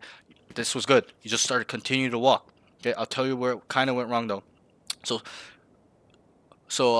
so doesn't see anything. You communicate. You're like nothing. Shower. Great communication, and then you start going short, slowly walking. Great. I love this thought process. And then you go nothing short about here. You're like nothing short, which is I'll give it like a 6 out of 10, 7 out of 10. The problem now here is that you just start running. Okay. You Yeah. didn't even clear Here. this. This guy could have just been holding this or like sitting here, like, right? Obviously, he's not gonna be there all the time, but there are times where there will be someone there, and then, or even this guy you timing this guy where he's walking away, you walked up, right? He's like, let's say he's here walking away, and then you walked up, so you're like, it's clear, and then you go like this. Look at my vision code. He's gonna hear you. He's like, yo, jet push out shower, and they're rotating B. So he plays off that. A good player would play off that and just come back. He understands that he understands that know that they are not A. So you're gonna be. He knows that you're telling your team that they're going B. So he's gonna retake the space. He hears you running U-Haul, and that's what I do too a lot when I'm playing like Cypher or something. And then I'm like, yo, guys, get ready to come back. Hey, they're running off A. Get ready. Don't do it right now. Just wait until I'm up all the way, right? And then I'll kind of clear, and then I'll tell them, yo, guys, clear shower. That's the only thing I didn't clear, okay? And then rotate now, and then they start rotating. They run with their pants on. And that's kind of what the Reyna did, right? On that one round when you had the op. So and that's what good players will do. They'll retake the space that you're giving up because you've actively given them the information. I'd rather you just commit. This is me personally. There's obviously other routes. I'd rather you just commit to this flank. Okay. They didn't even have a cipher. Okay. Just commit. Go all the way. Okay. You start hearing, or let's say you see 2 right here close and 3 long. Just start running. Use your vision code. Look. Look at this. The close ping, not the far one. Look. Okay. It's close. Stop. Start walking. Okay, guys, chill. I have a flank. Tell your team, guys, chill. I have a flank. I have 2 here. I have 2. Chill. Don't peek. Obviously, 90% of the time your team peeks. I've experienced this so much where I have a flank to kill 3 people, and then my whole team dies before I can get them. Even though I tell them, chill, and then I get mad at them because I'm like, what are you retards doing, right? But that's the different story. But you kind of get the gist of it. Just commit to the space, because this space taking thought process in this specific situation, in my opinion, is super crucial, because they're not going to re-hit, they're not faking, whatever. Obviously, if your team tells you, yo, they cut noise, I kind of heard one running back, you're not going to just start walking all the way. You're just going to sit in a corner, just wait for them, and you actively listen. Okay, they're going to cut noise. Okay, I don't hear anything. Yo, there's 3 running at me, start running A, and you kill them, right? Whatever, maybe you die, whatever, right? So that's that. Overall, that round was quite good from you. I think you took space where there was no resistance. You told your team the key information, as in they're not A. The problem here is I would just like you to either commit, slow walk until you have more information, and just not run here, because you just don't know where, if somebody's here. If you clear this and then run, different story, and this as well. But you just, from here, you're like, A short's clear, and then just went, because you kind of saw your team, like you kind of had a sense they're going to be, so you had a sense of urgency. But you got to be patient, okay? being a high level player involves a little bit more patience. Just be really, really, really patient. Okay. So we were on round 14. So round 15. So there's about 5 more rounds. They start 4A. So you guys, I don't know why you guys kept stacking the sites. You could, and this comes with kind of your leadership game sense. Okay, we don't need a stack A. They haven't really bum rushed A. Like, okay, you can just leave too to make it even. Go help your teammate on B. Why are you leaving the? Why are you guys leaving this guy by himself? He has to clear so much by himself or hold so much by himself. You kind of get what I mean. Like, be proactive. Don't just be reactive or be a follower, as in you want to play A and you can't play B or whatever. Just go B. Okay, you tell them, hey, you know, obviously you want your, you know, people generally or teams set up their sentinel on B, right? Because you play 3A, right? You don't really need sentinel here, but just tell them, hey, Cypher, can you go A? Or be like, yo guys, Cypher's on A, can we go stack 3B? One guy helps Cypher, right? You really only need one guy with him. Even Cypher's a lot of time, when I play Cypher, I'll tell my whole team to stack the other side. Because I know I'm confident in holding down the site by myself, or we can play retake accordingly with my my utility, as in cam. You know, I have a chip here and here, or like whatever, or like, you know, I know that they haven't taken parts of the map, right? Stuff like that. So just be proactive, guys. Can we even it out? Can one guy go help our teammate on B? Like, it's just common sense, right? We're not gonna leave this guy by himself on B, right? And also it causes problems with rotation where, okay, this guy's solo B and he's like, yo, 4, like, you guys are gonna have to start rotating, and then they start faking it and you guys come back and now there's 1, instead of having it even where you guys can identify it's a fake or a default and you guys just stay put and just hold your defenses, right? Moving around is the worst thing you can do as a defense, because that's what the attackers want you to do. They want you to be unsure, be reactive and not proactive. And that's why they do fakes, rehits, where they want you to believe what they're doing. And that's why at the higher levels they started adding this in. And, you know, when the game first came out, they didn't do that at all. They just bum rushed all the time or ran maybe one fake. Nowadays there's a fake, double fake, insert lurks, there's a rehit, cut noise, right? Like, people have gotten so much better, so we gotta really, really get good ourselves, where we understand these scenarios, these type of setups, what attacking teams like to do in ranked games. Obviously it's not a pro game, it's a different game, but generally, you know, we're talking in like our personal ranked games, high level games, stuff like that. So with that being that, so 15, identify one shower. So with that being that, just even it out. You be the leader. Hey, can one guy help our teammate? They'll more often or not do it, okay? And then the next thing is identifies one shower. You're like, one shower, one shower. You're like, rain a shower, rain a shower. And then you're, I wrote good jump peeking, right? Most people, I think most students wouldn't do this, right? The issue though is you whiffed on him. Okay, he peeked you, you swung, and he killed you. You had a Marshall. I'm pretty sure you would have killed him because he got the Cypher tagged him. Somebody tagged him because he killed the Cypher, and I just heard the fighting noise, and I'm pretty sure it was tagged. So you probably would have killed him with one shot. You just gotta be calm. You know he's there. Okay, you're jumping. I think you even saw him with a jumping. You could probably refer back to the bot, but just be calm, be patient with it. Okay, you could have just sliced the pie or just pre-aim, because when you wide swing, that's a commitment. That means you're committed to fighting him. And you know, obviously the Reyna kind of whiffed on you. It took 2 shots for you to kill him, but you whiffed both shots, right? You gotta delete this guy. It was a 4v2, I'm pretty sure, and you guys lost this round. I didn't write 4v2, but I'm pretty sure this was the round. Yeah, so I wrote, and good jump peeking lose, and good jump peeking lose 4v2.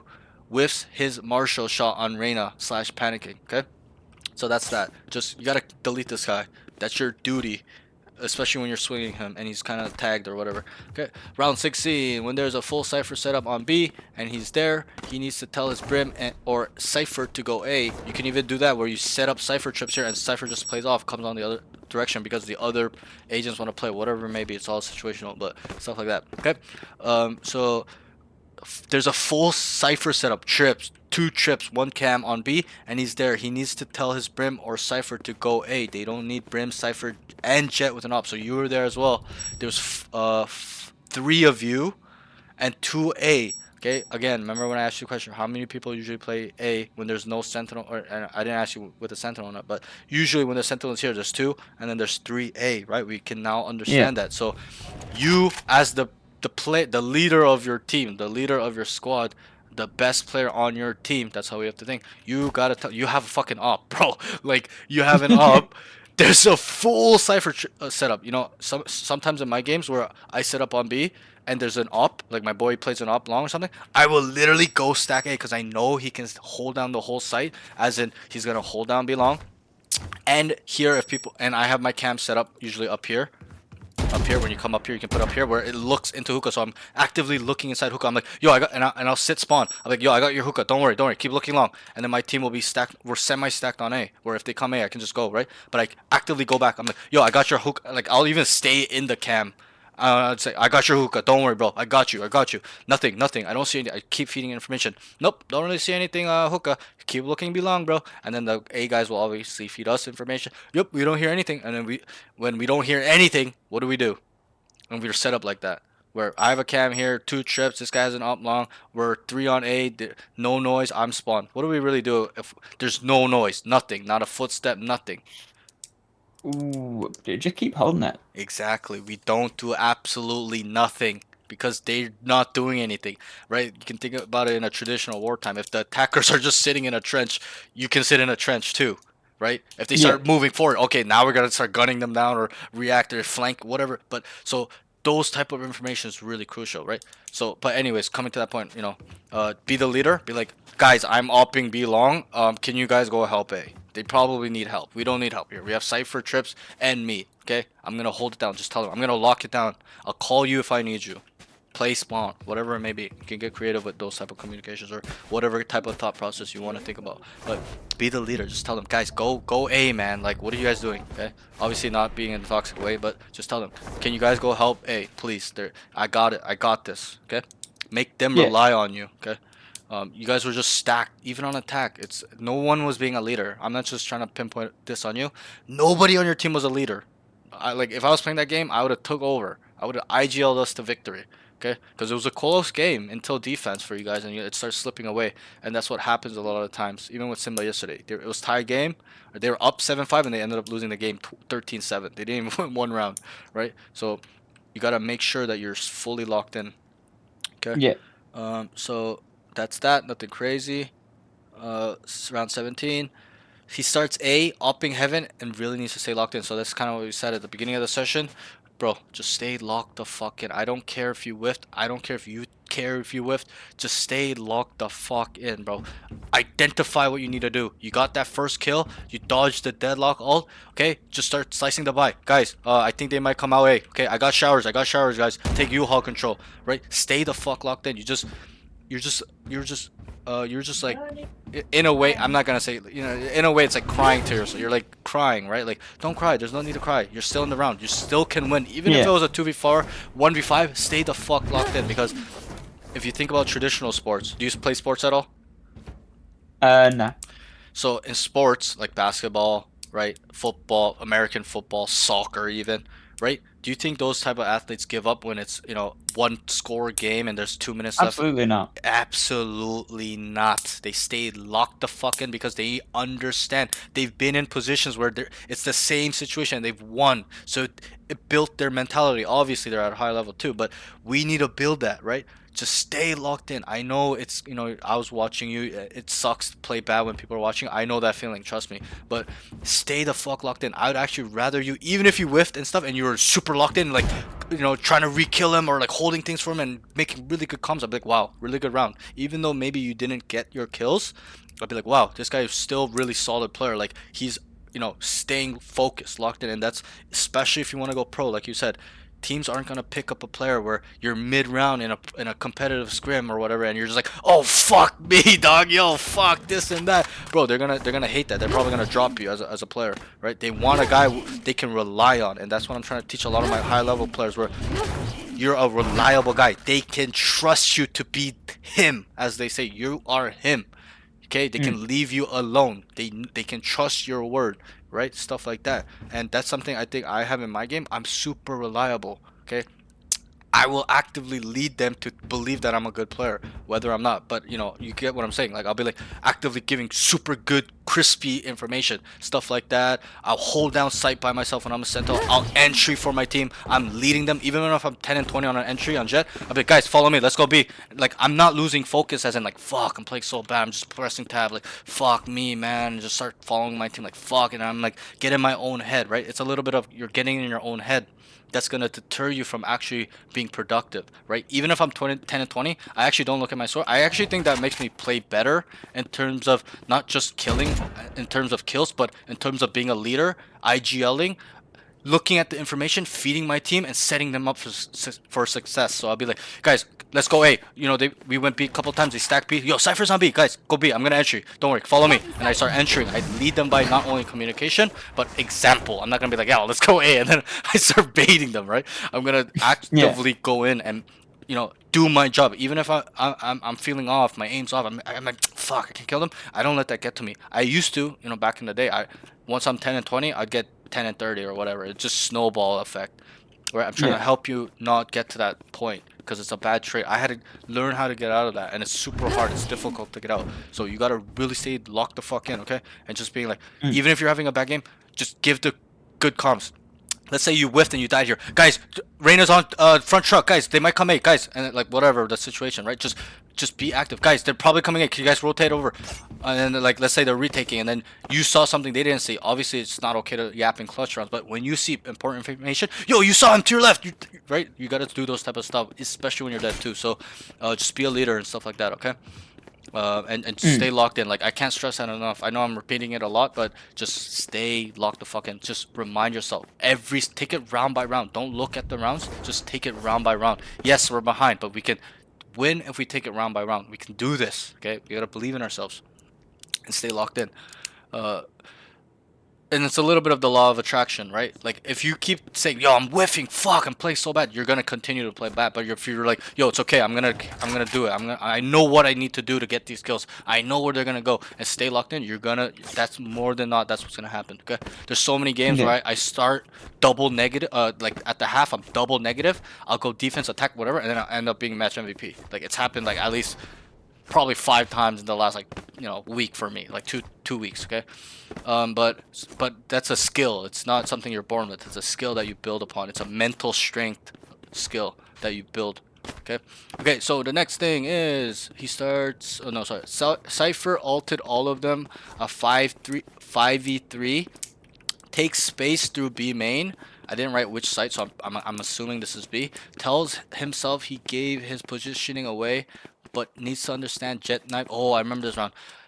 Understands jet knives is not a directional audio. Commits to flank and kills 2. Wins round. Good decision making. So remember when you guys walked down, you and Cypher both, and then you put your knives out here, and you're like, "Fuck, they heard me."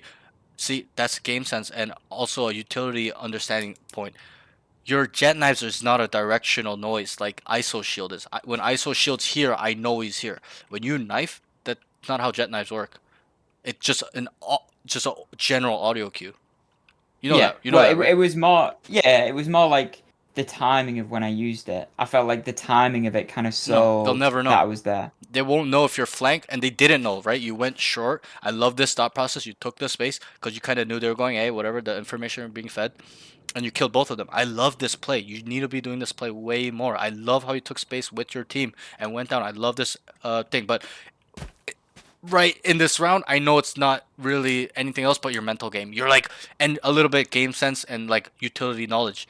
You have to know that this turning it on doesn't matter whether they know you're there or not. They cannot know when you turn this knives on. Even your dash. Yeah. Actually, maybe dash. I could be wrong with dash, but I know for sure you're nah, not. Dash doesn't. Yeah, like I could be wrong with dash, but your knives, I know for certain it does not. It's not directional. Okay, it's just an overall general audio cue, as in you hear her go, whatever the sound, this voice line is, but I forgot what it is, but I can't think about it on the spot. But I love this play. You came down. I can't remember if, sorry, my phone. I can't remember if you came down and ran or walked up. I'm pretty sure you walked up because they had their back towards you, and you just killed both, and that was beautiful. Great round, right? You understand there that the space taking was so crucial. You guys both walked down B. Where are they gonna be? And that's a question. Super simple. but they gotta be A. Well, they could be like Like deep let's bomb, generalize, not why like they're not there. not like Yeah, specifically. Like we kind of yeah. know they're on It's this gotta be spot, A. whether they're spawn or not. We just know we cleared this. They're really only gonna be over here, whether they're spawn, whatever. It doesn't matter. It's not being specific. It's just you know they're over here, so you can act. I don't remember if you told your team, but you should just tell them, guys, we just cleared B. Stack A. We're coming with a flank, baby. Okay, stay alive. Stay alive. I got 2. Okay, stuff like that. Obviously, it's just a small note, but overall, you know, I love this thought process. I love what you did here. Like, not enough of my students do this type of play. And when I see it, I really praise them because it's a hard play. People get scared to do it, okay? I used to be scared to do it too, but I forced myself. I tell all my students, I was I lurked every round where I would knife 3 people a game because I actively pushed myself to it, whether I died or not. Like, you know, I would be the lurker, like a cipher, right? And my team starting B. I would literally try to force myself to get into U-Haul, like shift walk and kill this guy, and then just start going spawn, and like, and it built my lurking abilities and understanding timings, taking space, stuff like that. So I had that idea early on. Like when I was plat diamond, maybe even like gold, I had that, okay? And then I just built upon it where I can get super sick timings now and stuff like that, understand movement, padding, stuff like that. But that's something you need to work on more as well. You don't do this enough. I love this thought process. It was very good from you, okay? You killed 2, crispy aim, you know, kill time was really low. You just instantly deleted them. I want to see that more from you, okay? Round 19. This is the second last one. We're almost done. Sorry it was really long. I just really want to go in depth. Opping A short, but his shower is open and just starts running B when there's a... So this is that round where you're opping and the Reyna lurked up on you, okay? Yeah. So let me read this again. So opping A short. You're opping A short, but his shower is open. So I think you're on the truck here. It just starts running B when there's a full Cypher setup with Brim, Reyna, and Cypher on B. So that's a stack site. You can almost say that's 4 people because of the setup. Just because of the Cypher trips, okay? And, you know, obviously it's not 4 people, but you kind of get what I mean. Like, that's how strong his kid is. We have to know what kids do. So with Brim Cyber, needs to understand to anchor / anticipate lurks and rotation. Keep saying they are coming, but their intentions were not to commit. So I can't remember exactly what I saw on the minimap when I wrote that, but their body language, their positioning told me they weren't really ready to come out. You just started rotating to the first contact where you saw them telling you, oh, we hear some here or whatever, and stuff like that. And also I have a problem with you just holding short when you're I forgot who. I think it was your Sky or I don't remember who, but you were both holding the same angle. Like maybe he might be holding the left side, but still, you guys are both looking short. This guy could have just easily walked down and killed you if he scaled super fast, which good players do. They don't just wait here AFK like you did. They would have just, if there's no resistance, he automatically knows they're playing off or playing soft. So he would have been dead. Like maybe not from this angle, but he would have cleared this. Maybe like you can walk out, you're probably gonna be caught with your pants lacking. Obviously, the time in my mind, I think the timing wasn't there for him to walk out from where you ran. Like the time you ran, it was pretty quick. You held it for a little bit and then ran. I don't think there's enough time, but yeah, if you stayed there too long, you're probably dead. Unless your Sky's holding to come out. Even if he's holding to come out, you're probably dead because he's gonna come out here and you're dead. He can't see that from you all. Okay. Yeah. So with that point, okay, we got to really understand anchoring. Okay, do you know what anchoring is? I'm sure you do. Yeah. It's holding down the site by yourself when, you know, let's say you hear all B and then you guys are 3 or like 2 on B, you're 3A, and then 2 guys are rotating. A lot of the times at the higher level, especially Immortal or even a high ascendant, mid ascendant, they're gonna say, hey, can you anchor? Right? They'll tell one guy to anchor because if you all rotate, it's free, and you don't want that. You want to make sure nobody's lurking up, stuff like that, and have space. And the space is information. I keep telling all of my students. Okay, so we need to understand these concepts: anchoring, anticipating lurks. Just automatically assume somebody's gonna lurk, and you can use patterns and tendencies to help with this. You know the Reyna lurked like 10 times, okay? You gotta just assume he's gonna do it again because he's probably a better player where he's trying to just lurk really hard because he knows you guys are bad or whatever, rotating super hard, whatever the information is, whatever his thought process is, okay? You need to just frickin' just anticipate these things. It's game sense and movement positioning, okay? I don't see anything. My 3 on B with the setup, okay? Just got back here, okay? Guys, you hear anything? I'd be like, guys, you guys hear anything? They're like, nope. Okay. I'm like, okay, I got A. I don't hear anything either. Right? You're opping, so let's pretend you don't op. I got A, boys. I'm locking down A by myself. Right? And then they'll be like, oh, they're rotating back to you, whatever it may be. Yo, I hear 3 sure. They're about to come. Run. Right now. And then you kind of jiggle, kill one, reposition, whatever it may be. Come over here, kill another one. They might be U-Haul, because their team's coming out. Might be U-Haul, might be U-Haul. But you kind of get how I'm communicating and using my game sense slash anticipating slash playing with my team together and putting it all together. That's kind of how you have to do it. I'll kind of briefly show you how you did it. You went like this. You saw noise on B. There's 3 in B, but except you're like, yo, they're going. And then you start kind of running off, and then the guy short can obviously hear you. If he's sitting in this box, he can hear you run off. So he's like, yeah, and he takes that space because you're giving it up. That's the attacker's goal. So you came back and you died. Okay, I think you actually were heaven for a while as well. You came heaven and then came back, and then and you rotated and you came back and then you died from there. But I think you were heaven as well a little bit. But just anticipate it. Just sit here forever. You could even just be like this. If you really think he lurks hard, be like, guys, we're retaking A, buddies, right? And just, come, they're in, stuff like that. So that's not too crazy, but we gotta understand these concepts and do them well and really apply them. Okay, last round. Okay, yay. Round 20 starts B and doesn't really know why he's TPing. He just wants to look for a fight, needs to be more patient. So this was the round you started B long. And again, it's like same theme. Like, you know they're A, but you just instantly TP'd. My ult's ready. You get what I mean? You instantly TP'd and you're just looking for a fight. Just because you saw them, the question marks here, you went for a fight. It's like, bruh, like, just chill out, right? Your team was there. There's 3 people. You could anchor B. You could walk down, take the space like you did before.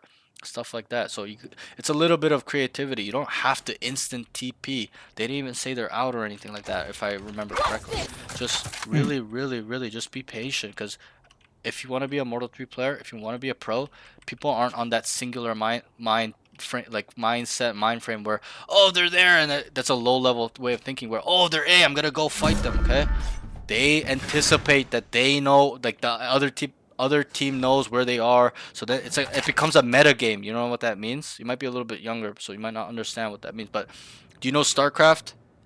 Yeah. So in StarCraft, there's a lot of metagaming, and you know how StarCraft is, like, there's builds, right? You build your base up, and there's certain builds you can do that lead up to other types of army types or whatever.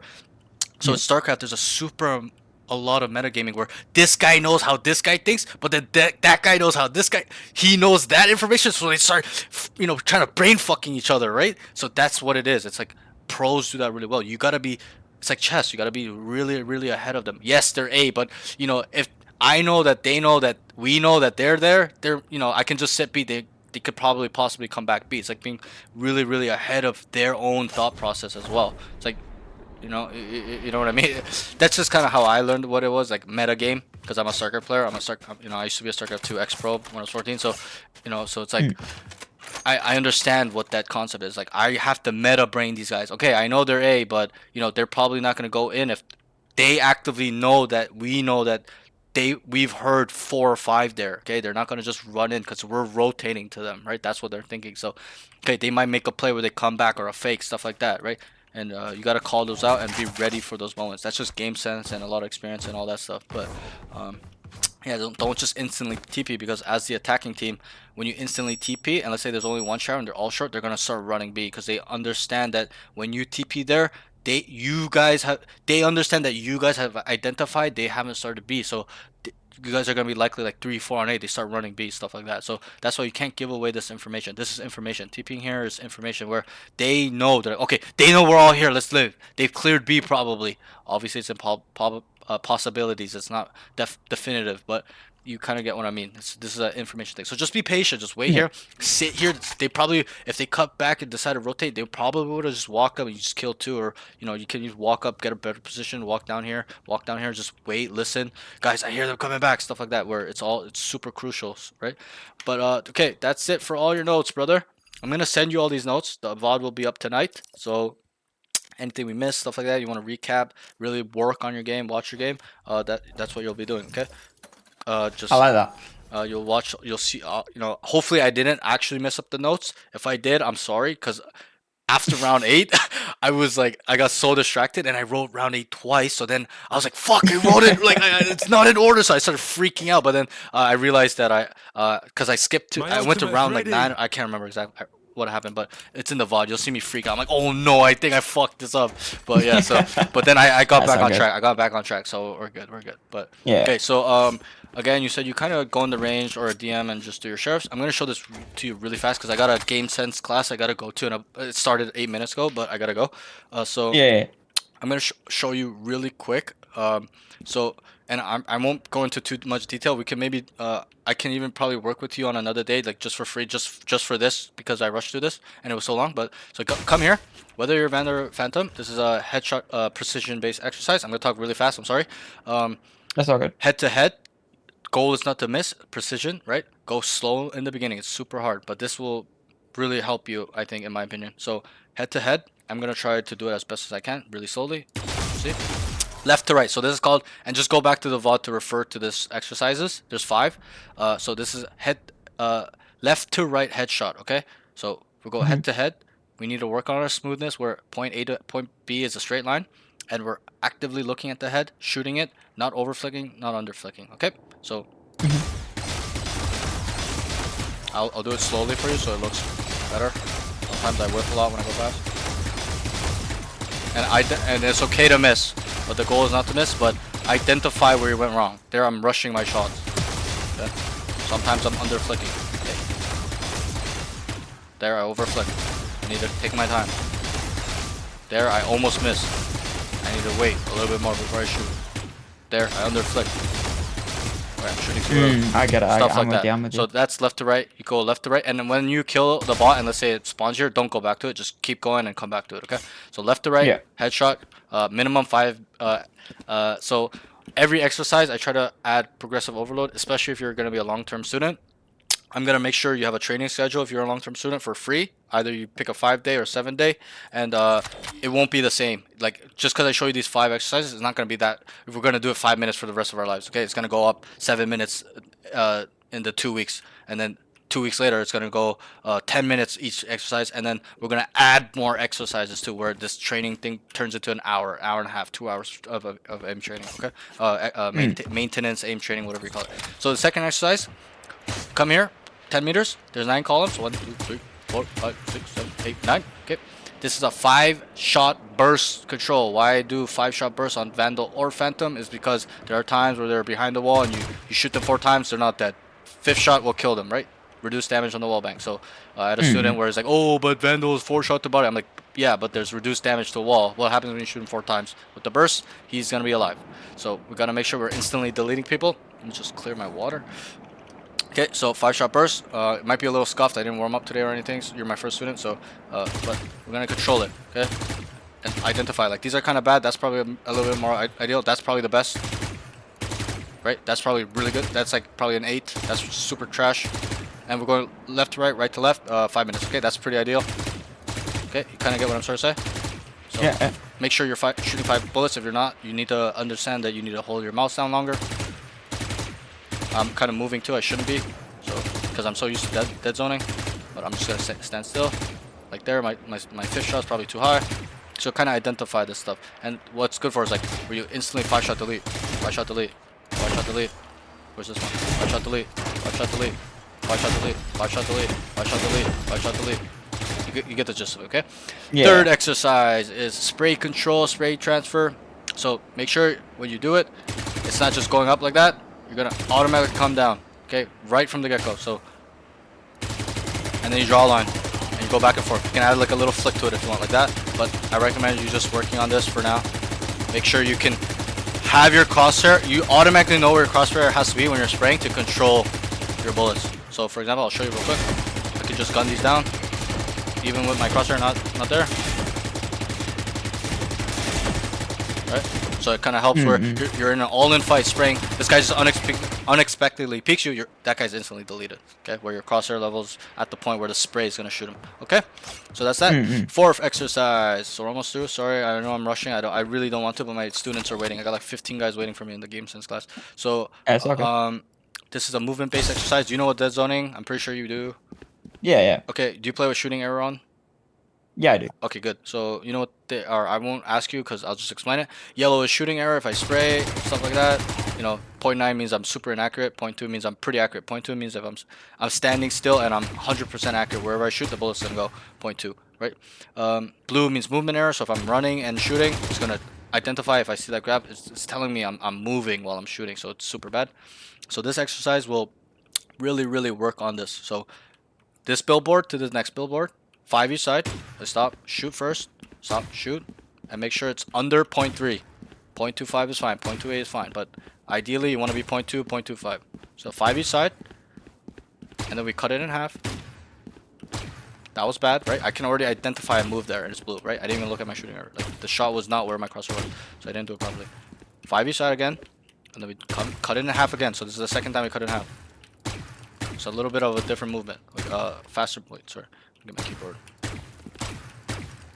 Alright, look at my shooting error. Is it 0.2? I'm not looking at it. Yeah. Right? That means I'm 100% accurate, even though it looks like moving. And then you cut it in half again. So we go from here, cut it in half, and we cut it in half again where we're kind of staying still. Look at my shooting error for me. Is it 0.2? Yeah. Pretty much, right? I'm with one shot. So that means this is more for a long range fight where he's super long way away. I'm just like one tapping him, like burst. You know, you can add like a 2 bursts or whatever. Okay. So that's that. You can just refer back to the VOD. Okay, and then this exercise is the last one. Yay! So where we now incorporate everything. Obviously in the beginning, don't start with a crouch peek or a jiggle peek. Do a wide swing first. So wide swing, dead zone, shoot. Where we're swinging, stop, shoot, and we're micro adjusting what our thing. I always gotta go vandal to show. Like, it's a real time scenario where you're peeking a wall and this guy's, you know he's there or you don't know he's there and you just instantly delete him. So we're gonna do 20 each side, okay? Coming from this side and then this as well. And you need to be parallel with the wall. Some of my students were like peeking like this. I'm like, bro, what are you doing? You gotta train the real time scenario where you're gonna peek parallel, right? You don't pick a guy like this, right? Like, you're gonna pick a guy like wide swing a guy like this. So, and you can add like a jiggle to it.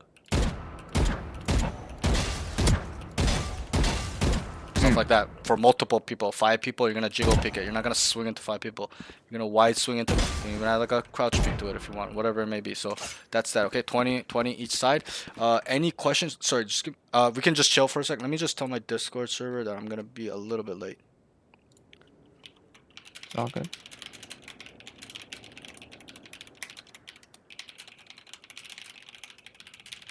Okay, so any questions, stuff like that? Anything bothering you? Also, one thing I'll say is you need to do this every day, whether you're playing or not. I know it might seem like, you know, kind of annoying or tough. You gotta do this every day to maintain your aim / get it better. Okay, Valorant is a game where you get what you put in. You do this every day, you will just get better. Your aim mechanics, you'll feel so much cleaner and crispier. Okay, just doing this 5 minutes, use 25 minutes. It's not much time. Okay, obviously over time. Also, I explained to all my students, you need to add progressive overload into your routine. Do you know what progressive overload is? Do you go to the gym? Yeah, it's just like you. Yeah, I do. It's like you gradually make it harder. Exactly. So like So you if you gradually increase the weight. yes, perfect. So I don't need to explain it to you. You understand that progressive overload is one of the main fundamentals, mechanics of building muscle, right? You're not gonna build muscle by curling 20 pounds for the rest of your life. It might get strong, but it's not gonna grow as in the physique and whatever. It might get a little bit stronger, but it's not gonna get, you know, peak strength, right? To get peak strength, you really gotta push yourself.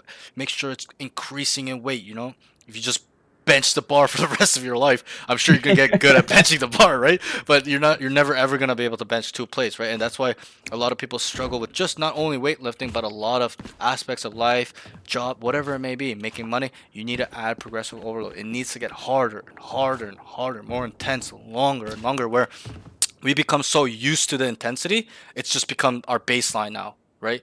And then we just keep working. And that's something I tell my students all the time is, you know, people don't understand. Pros go in the range and probably spend, you know, I won't say all of them, you know, a lot of them though, you know, maybe close to half or more, stay in the range for like 3-4 hours a day, just working on their aim, adding progressive over the things they need to work on, what's wrong, right? Identifying what's wrong with their aim mechanics, movement mechanics, stuff like that. Okay, so you understand progressive overload, great. I'm really hoping you implement it. don't just stay on 2 DMs and your sheriff tapping thing. Okay, increase it. Whether it's Yeah. you know, you can even add like go get a classic, turn bot armor on, turn the bots on, work on your flicking. Right, I'm whiffing right now, but you kind of get like work on your flicking where it's always magnetic, stuff like that. Okay, and do the hard bots, right? You know, work your way up, go easy, don't miss, like and increase it, and then go to the medium bots, don't miss, do 30, right? Make sure you're doing that every day until you get to a point where you're doing hard bots. You're always getting 20. Okay, I usually get 20. I'm not gonna show you because I haven't warmed up or anything. I'm probably gonna whiff and stuff. So, but Yeah. you kind of get the gist of it, right? O- Obviously, if you work with me long term, like consistently, once a week, twice a week, whatever it is, I'm gonna still, you know, I was gonna only give it to people that do 4 times a week, but I've made my mind that if you're gonna consistently work with me once a week, twice a week, I will make a training schedule for you as well, a personalized one where it goes around your schedule. You'll tell me everything about your life. You know, I'm not gonna dox you. I'm just gonna not your life, but your schedule, right? Like I work from here this time. You know, Yeah. these days are off, whatever. I have family time here. I gotta take care of my kids. Whatever it is, I'm gonna work around it. Build that schedule where we're actively adding progressive overload and improving, right? Obviously, in our sessions, I'm not gonna just watch you warm up. I'm gonna expect you to do this on your own time, and I'm gonna be really working on the other things like game sense, utility usage, like the mental aspect of game. You know, making sure it's strong, stuff like that. But yeah, that's the session, bro. Great job. I know it was super long. I'm sorry it was long. Just you know, you had a good game in terms of data, like I can see from you, things you can pick up. You can go back to the VOD. I'm gonna send you these notes. Anything you want to say, questions, concerns, anything you want to work on, stuff like that. Things bothering you. Now is the time. No, nothing really relating to this session. I mean, Okay. I've got a couple of like ideas I want to bounce off you Sure, and like sure. ways that I Go think ahead. I can help you out as well. Yep. So I'll just breach one of them to you now. In terms of like aim training, Yep. Your aim trainer bot. let's just say I know a couple of things. Okay. I did some. I have a friend who's like thousands and thousands of hours, You're and like he's given me a bunch of his like Kovacs, literally Okay. like 5,000 hours in Kovacs. Do you know who He's aimbot Neon is? yeah, I know Neon. Yeah. So I played with him personally. We both played Spectre Divide together. We were both top 200 when the game had 30,000 players. Obviously now it's dead, but I actually played with him a Yeah, lot, so I kind of know about that. I actually didn't know that there was an aim training field, like a community where they just only did aim trainers until I met. It's so interesting. Yeah, it is. Until I met aimbot Neon, so I kind of played with him, so I kind of understand it now after playing with him. But yeah, so yeah. Anyways, continue. Sorry to interrupt you. No, it's all good. Basically, my friend is like huge in it. He's one of the best in like the entire world, and he helped me get from literally like silver, like Mhm. 3 months ago, 4 months ago, Wow. to master overall. Yeah. So I was thinking I can give some of like the Sure. stuff Sure. and 100%. make like routines and shit Right. to help you 100%. out Yeah. and So. provide to your community. 'Cause I think So it'd be if awesome. if you're already like that level of aim trainer, obviously I'm not gonna try to teach you how to do aim trainers. You probably got it down, right? Especially if your boy's like a pro aim trainer guy. But Yeah. and I really hope you're actively you know, doing aim trainers and adding progressive overload, right? The thing is, a lot of people 100%. do aim trainers, but they don't add progressive overload. Even me, I was a victim to it in the beginning.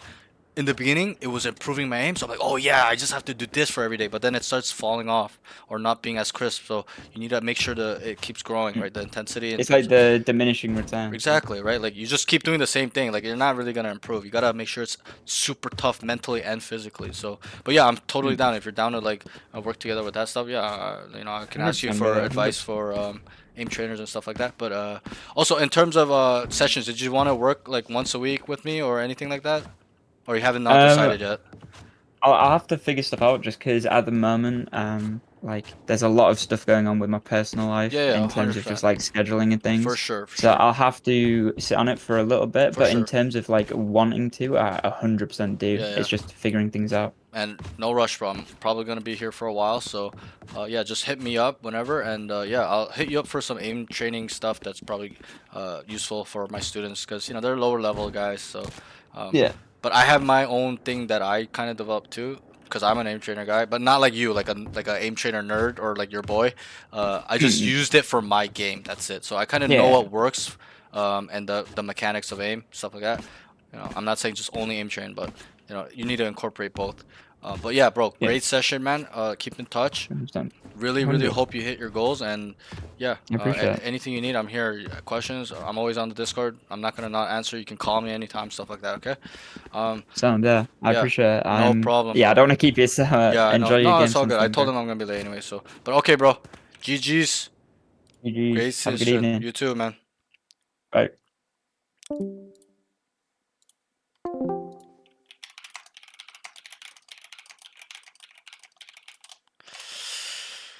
Jug Alo, thank you for the follow, Doggy. Now we are doing a free game sense class.